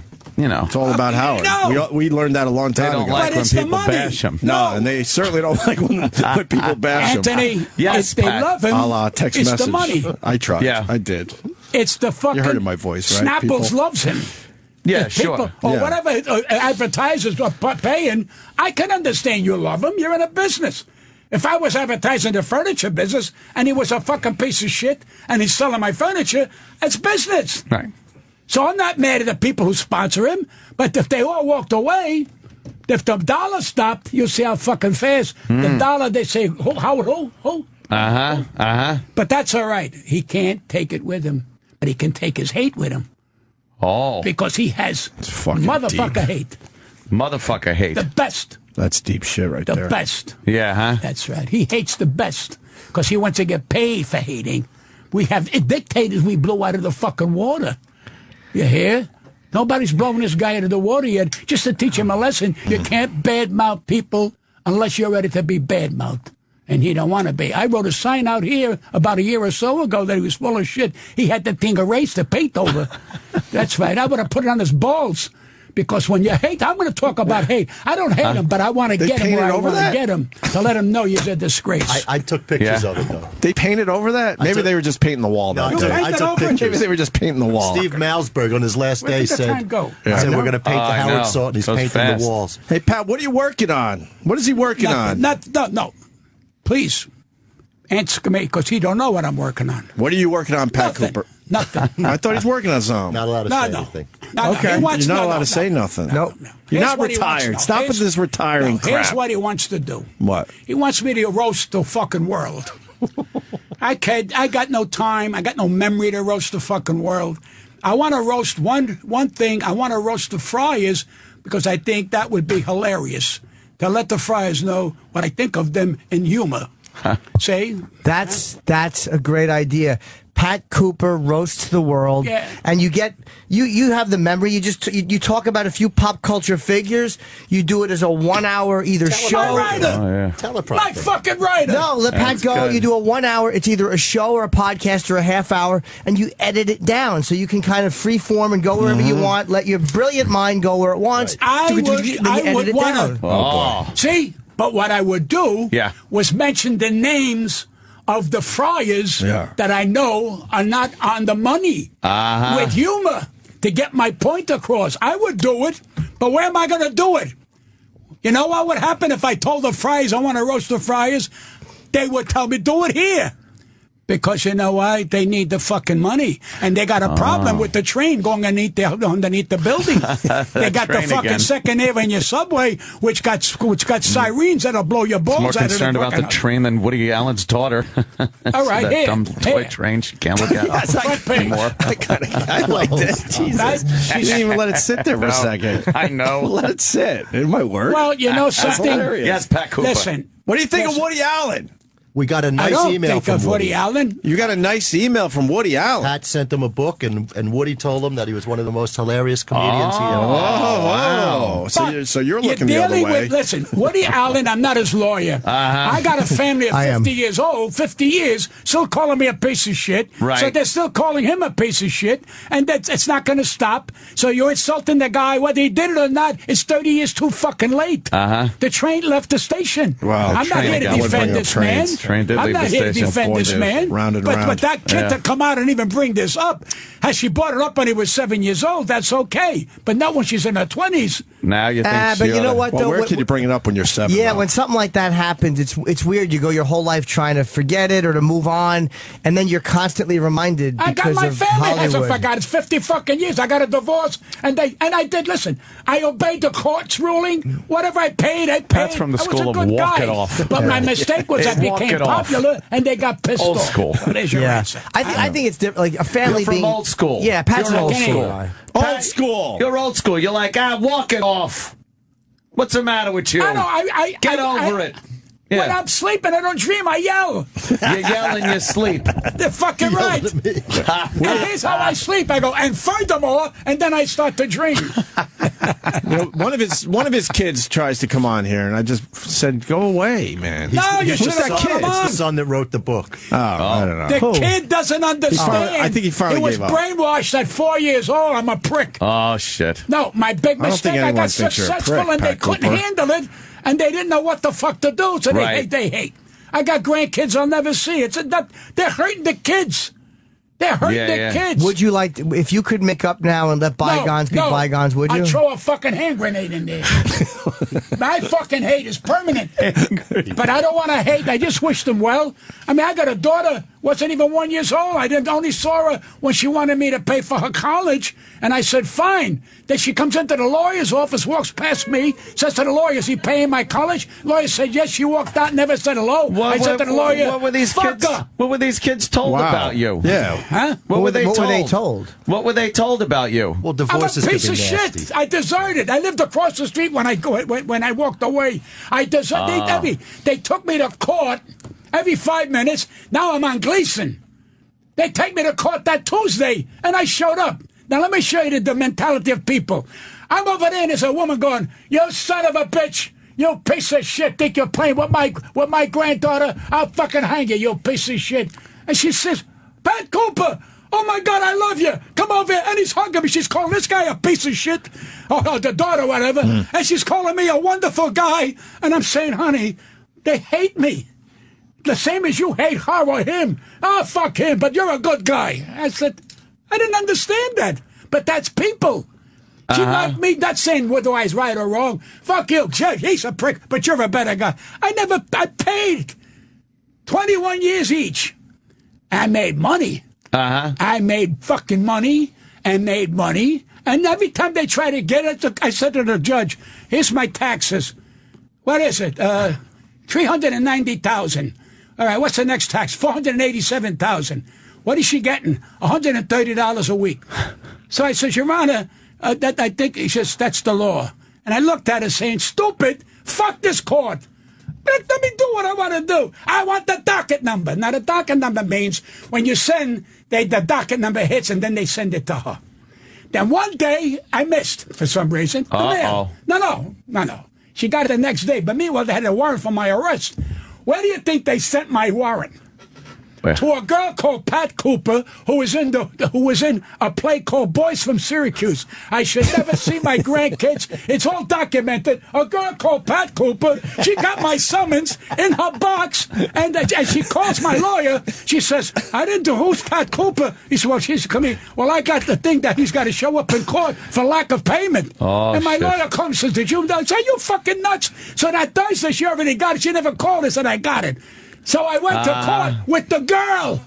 Oh, you went with Pat Cooper? Well, no, yes. And I said, "Where's Pat Cooper?" And the two of us stood up. And the fucking judge says, "Is this some kind of a charade?" I didn't know what a charade meant at that time. And my lawyer said, "That means, with a bullshit." Okay. And she goes, "Your Honor, I got it in the box where I work. I'm on Boys from Syracuse." What, is this a joke? The fucking judge. Is this a fucking joke? And this woman yells out, one of the sisters, "What, is he paying you?" What? Oh, wow. Shit. All right? Oh, boy. You talk about sister-in-laws that were tough. And they ruined it on this girl because she was a good girl, but she was the baby, and she blew everything. All right? So there's your fucking and meanwhile, I'm wrong that I got to the point say, fuck all he is. Yeah, see? When you say, I love when they go, "Pat, I heard about your wife, and I heard." I don't get that. Some guy's daughter dies, "I heard about your wife." Somebody's father, "I heard about your father." None of them ever called me when my wife called. So I'm walking them down the street. They go, "Pat," I go, "Fuck you." "Fuck you, you motherfucker." "What? Oh, when your son died, didn't I call you? I give you my condolence. My wife died." "Oh," he said, "I was on the road." "You're on the fucking road?" "My wife died and you're on the fucking road?" Huh? Those are your Howard. That's Howard Stern fans would tell you that. Back. Oh. All right, wow, you finished? Pat. Is that it? Well, we got to take a break. I don't know. Take a break. Pat. You tell when us I'm on, when they you're should finished. be. I am the break. Yes, you are. Do you have any gigs coming up, Pat? Are you doing any gigs at all? You did quit. Okay. I quit. I don't lie to you. I know. No, I don't lie to you. I don't feel anymore because it's enough. I'm 85. Your body doesn't do what you wanted. Amazing. My mind ain't what it used to be. Really? I can sit here for hours and be funny, but I don't know, get on the stage and I got to go, I hope I can remember this thing. Well, I made a few dollars. It's over. It's fucking over, and it's tough to be over. Then how about a good stage show would be Pat Cooper and the world, yes. and the other somebody Pat Cooper. and somebody else in chairs talking. Yeah. And you could call it a discussion with Pat Cooper. Oh, yeah. And then you guys go back and forth and kind of get you on subjects to talk about because it's still entertaining to hear you discuss something. So the audience would be there knowing it's not a stand-up act, it's a discussion. No, I would do that, my buddy. I would do that tomorrow. But what I don't want to do is some routines and shit. Yeah, you don't have to. No, but I never did the same show twice. I've told the same stories. Of course I did. But I've always injected something different because I was tired of saying the same. If I sat on a chair and had an audience in front of me, and I told me say the truth, subject to subject, I think I could probably flow because I got a funny flow. I think I could handle it. I want to do it for the Friars because I have a little hard-on for them, and the minute they knew I had a hard-on for them, they took my picture off the wall. How do you call about that shit? Yeah? How do you call about that shit? Pat Cooper's they a took black my picture cloud. off the fucking wall. So here's what Steve said. Just rains all around him every day. Here's what Steve said. What, Steve? If you're on Broadway or off Broadway, as you walk out, you have a picture behind you, and they take the picture off and walk off. Because they prove to me that they don't respect dignity. Right. And I'm going to get them comedically. I'm not angry at them. I hope the fucking train breaks down under the building, and I hope the fucking elevator breaks down, that they over there because they're not nice. And guess what? Larry King is now the dean. Yes, he is. What? Yes. Yes, he's the dean of the Friar. There's old fuck who has no fucking talent, who's a pest. He's one of the United States pests. How the fuck he lasted on CNN? Let me tell you something. Many years ago, I went to Washington when he had a show, 12 to 6. I was on 6 fucking hours. Me. He said, I never saw a guy could do 6 fucking hours. He said, I'll never forget you. I'm about maybe 6-8 months. I'm walking down the street. Hey, how are you? Now they make him the fucking dean who don't make shit to the Friars, but the Friars will make anybody a fucking dean. I mean, Jerry Lewis, I understand. Jerry's a great, great genius talent. But what the fuck did he do to the Friars? I tell you, hey, listen to me, my buddy. You ought to be ashamed of yourself. Stag, you're married 8 years. You're dead. Everything about you is fucking dead. Put the suspenders on your balls. That's where you gotta put them. How fucking dare you, and how fucking dare them name him as a dean? Right. Freddie Roman was a great dean. Freddie, I hope you're well, and that's why you're not the dean anymore. Now they need a Martin, so they have a Dean Martin. All right, yeah, there you That go. would work. Dean Martin. I ain't coming in no more because you're getting on my fucking nerves. I hear you. Is this his last appearance, Pat Steve? Cooper. Not as long as you want him. Oh, no, Pat come. comes back. He'll come anytime you want. Yeah. All right, good. Listen to me. Don't say that. You can't put your... Don't say that. on your That's why he doesn't perform anymore. Don't say that. There you go. Put Don't your give hat me on. carte blanche. I don't want carte no, blanche. you don't have that. I want you to. I want think you this to might call be your me last appearance. because you want The phone me. blew up. Right, because we want you. Of course we want you. But I don't want to force my greatness on you because I say things for a fucking hour. Right. How many of your guests can hold you for a fucking hour? That's true. And your fucking friends and you Stern fans, you're a disgrace because there you're goes the cowards. phone You again. don't want to hear two sides of a story. You know what that makes you? Animals. Oh, wow. Wow. Well, Animals. How's your phone? My phone is... Oh, yeah. I'm gonna miss you Phone's too, not Pat. good right now. Maybe Tim will bring him on. Lit Now that up. he talks about it. Yeah, all But right. you got a good idea. Pat Cooper. Oh, my God. Let the record I'm show exhausted. that Bob Levy's been on hold the whole time. Oh, shit. I don't know. Oh, man. Going to that. Yeah, have both of them. Sure. Bob, I don't know if we can handle this today, Bob. No, listen, I just want to say phone call. about Are we Pat. finished? He is No, one phone of call. the last What? great American heroes, okay? Wow. There ain't men like What him time you around guys quit? anymore. We quit You should have years quit ago. a year ago. I beat you to the joke. I beat you to the joke. Thanks, Bob. Let me tell you something, Pat. I met you in there Hello? when they sent me in there to do a roast of Wait a you. minute. Remember that stupid fucking bit they did? And you told me, don't ever take Bob a Levy. piece of paper. I can't hear. Wait a minute. Oh, you Bob, turn that it's up? Bob Levy. Bob Levy. He's a comedian. He's just saying that you're the last of the greats. He's praising Levy, you. Mazel tov. That's Italian. God bless you, Levy. I got somebody, and I got my friend over here. I got my friend. I confuse you with North. You are North. Oliver North and Jim Norton. It's fine. North. N-O-T-H. That's the actor, great actor. Oh, Chris North. Oh, yeah. No, that fucking. That is so Hey, funny. Levine, I love you. There God goes the bless you. phone Thank again. you. I got a winner. I got somebody that cares. He's trying to tell you something. Go ahead, Bob. Let me tell you something. You were so right about Howard. I quit his show to go on Opie and Anthony because it was the same bullshit over and over. And He turned into fucking a cat woman all of a sudden. Now he's got 100 cats all of a sudden, like a cunt he is. And fucking Tim and Jared had me banned from the building saying I attacked securities, these lying fucks, so I could not go on O&A and get in the building. That's what kind of piece of shit they are. Oh, my God. Are we going to have a talking, too? Thank you for having the balls to say it. That's how the Nazis started. Oh, that's how the fucking Nazis started. That's it. That's how they fucking started. This piece of shit. Maybe we can rappel down the building. Maybe we should be able to. Yeah. Oh my God. Parachute. You noticed that ass motherfuckers. All right, Bob. Thank you. All right, we'll see you next time. Thank you, Bob. Bob Levy. Thank you, Bob. Hitler. I got a fan. Yeah. I can't wait to find out how that ends. Yeah, when you Pat call Cooper. Bob Levy a fucking asshole. Yeah. I got a fan. Yeah, for 10 Send minutes. me a picture. All I want to say is we tried, but Pat Cooper's going to be Pat Cooper. Very, boy, was that entertaining. Yeah. The ramblings of a madman, right? Perspiring. That's all right, Pat. I'm going to go give Pat Cooper a hug. Are you finished, you guys? Yeah, we're be back now. I got to take a piss. Yeah, but you're at 24 hours. Once you go home, they won't know the difference. I like the way you think. The great Pat Cooper. Thank you. All right. In this fucking country. Hour of speech. Don't let nobody bullshit you that I can't talk about fucking Howard. I'll stand by you till I fucking die, because now this fucking Howard is a bully to have people call up this studio while I'm on and not to talk to this cocksucker. He's a cocksucker to have you even claim that I can't talk in America, you fucking whore, you piece of shit, you disgraziata fucking lowlife. And you who's running the show, I'm coming after you, you fuck.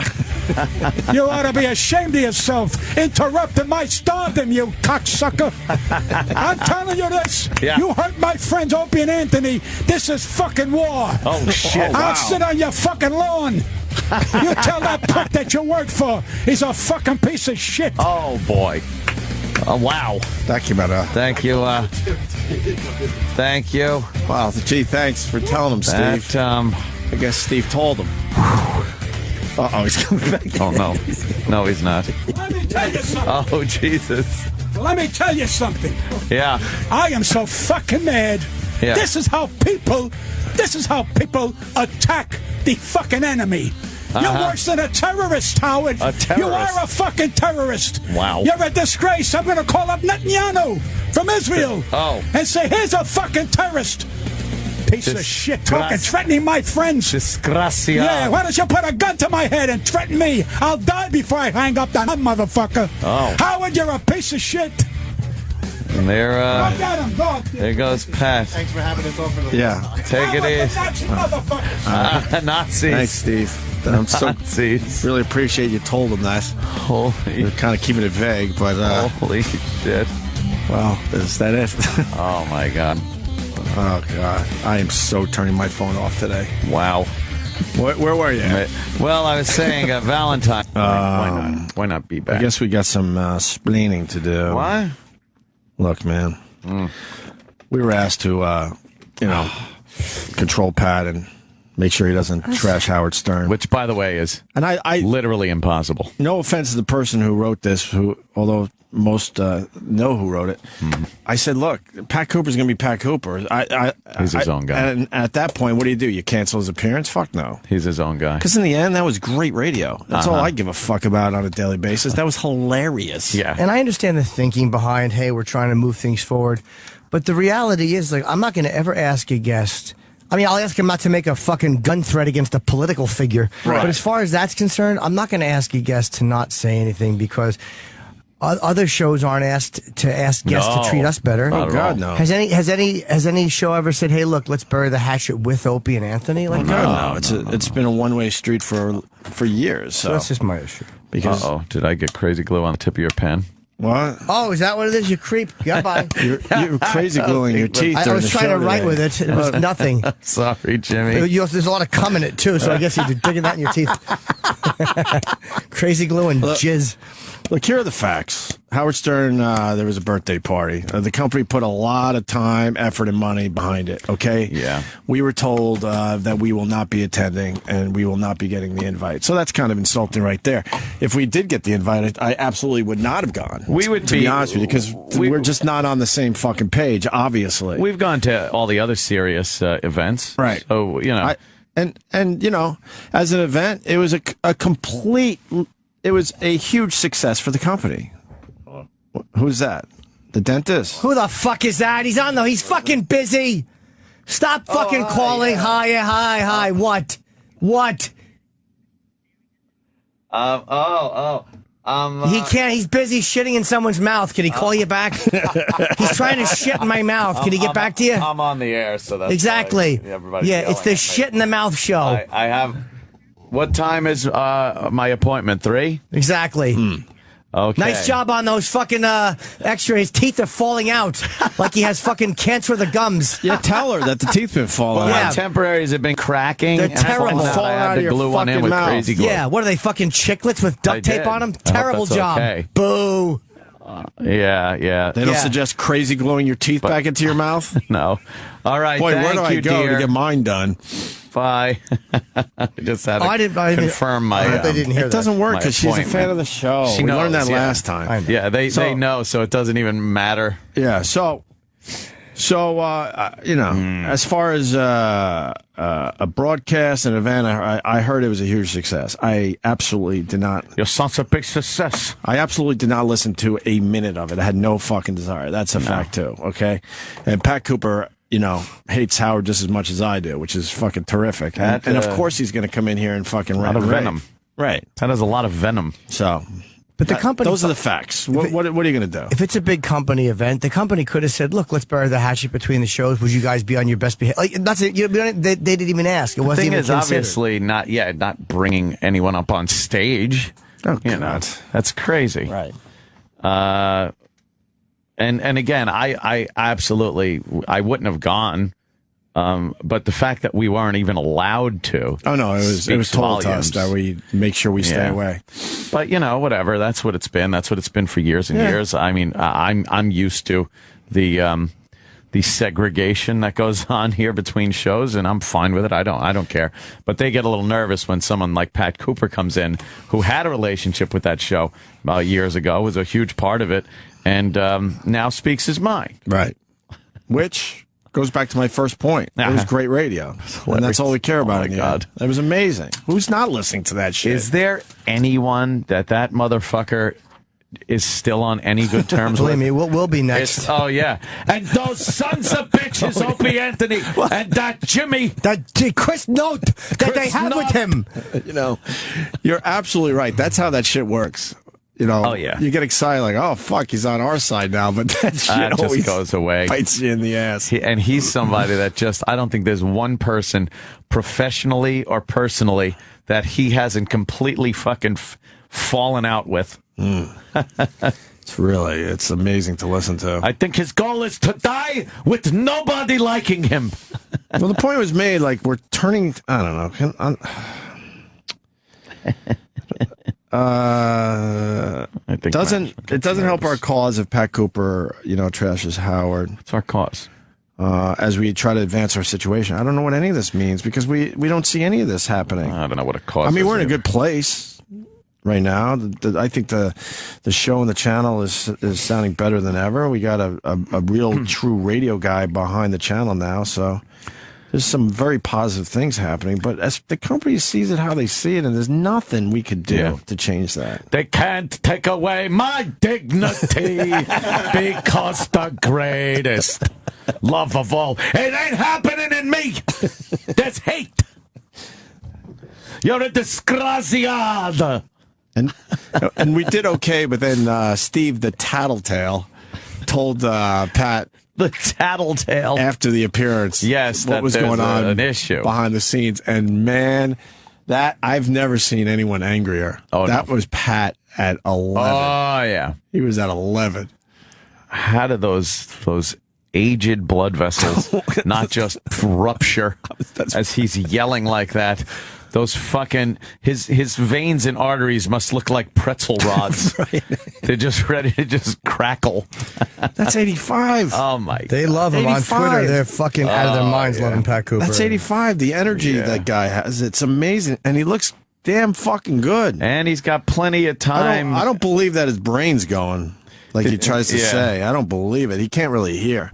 His hearing shot. No, the hearing thing is a big issue with him. But he even took time out of his Howard bashing to shit all over Dice, which I thought was nice. He, you know, for him to take some of his hate for Howard and, shovel it another direction. And spread it around a little bit. Spread it around a little. Pat doesn't go for the really dirty stuff, though, because he loved my Monster Rain special, but he goes, that thing at the end with that big pussy, you didn't need it.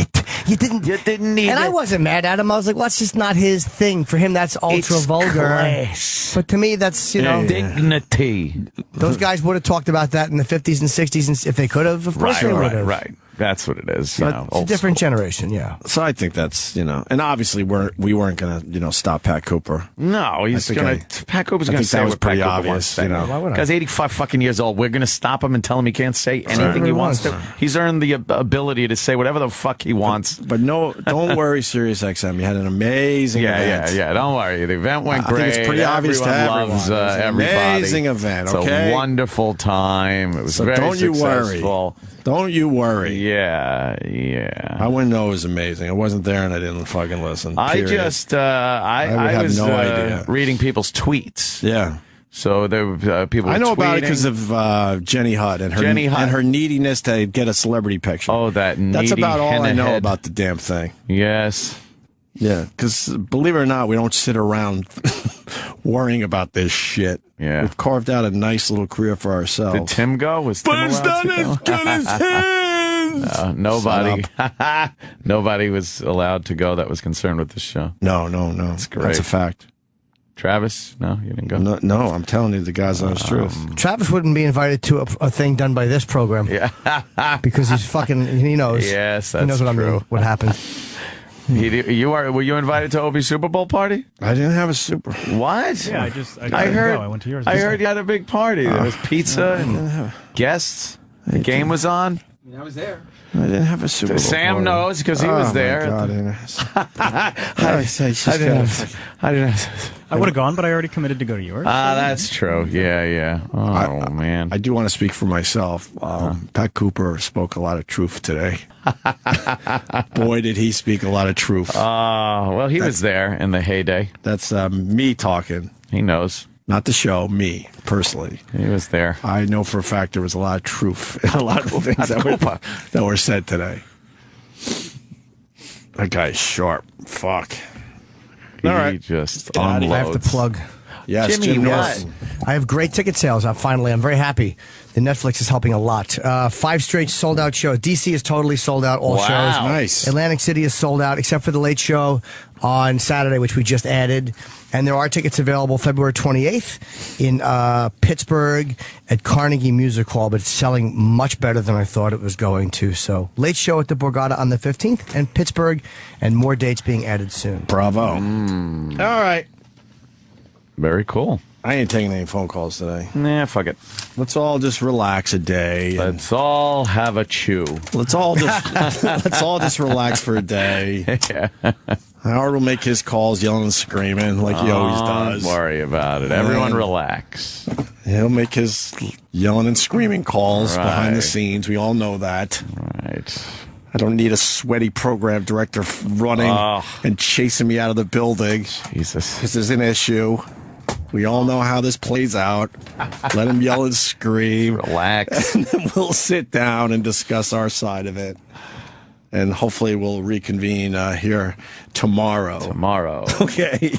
That sounds good to me. And Jeremy now works with him, so. Oh. Remember the time Jeremy yelling and running down the fucking streets sweating. Oh, right. Making us stop something that wasn't even going to happen. Because someone was a bit paranoid. A little panicky. All right, y'all.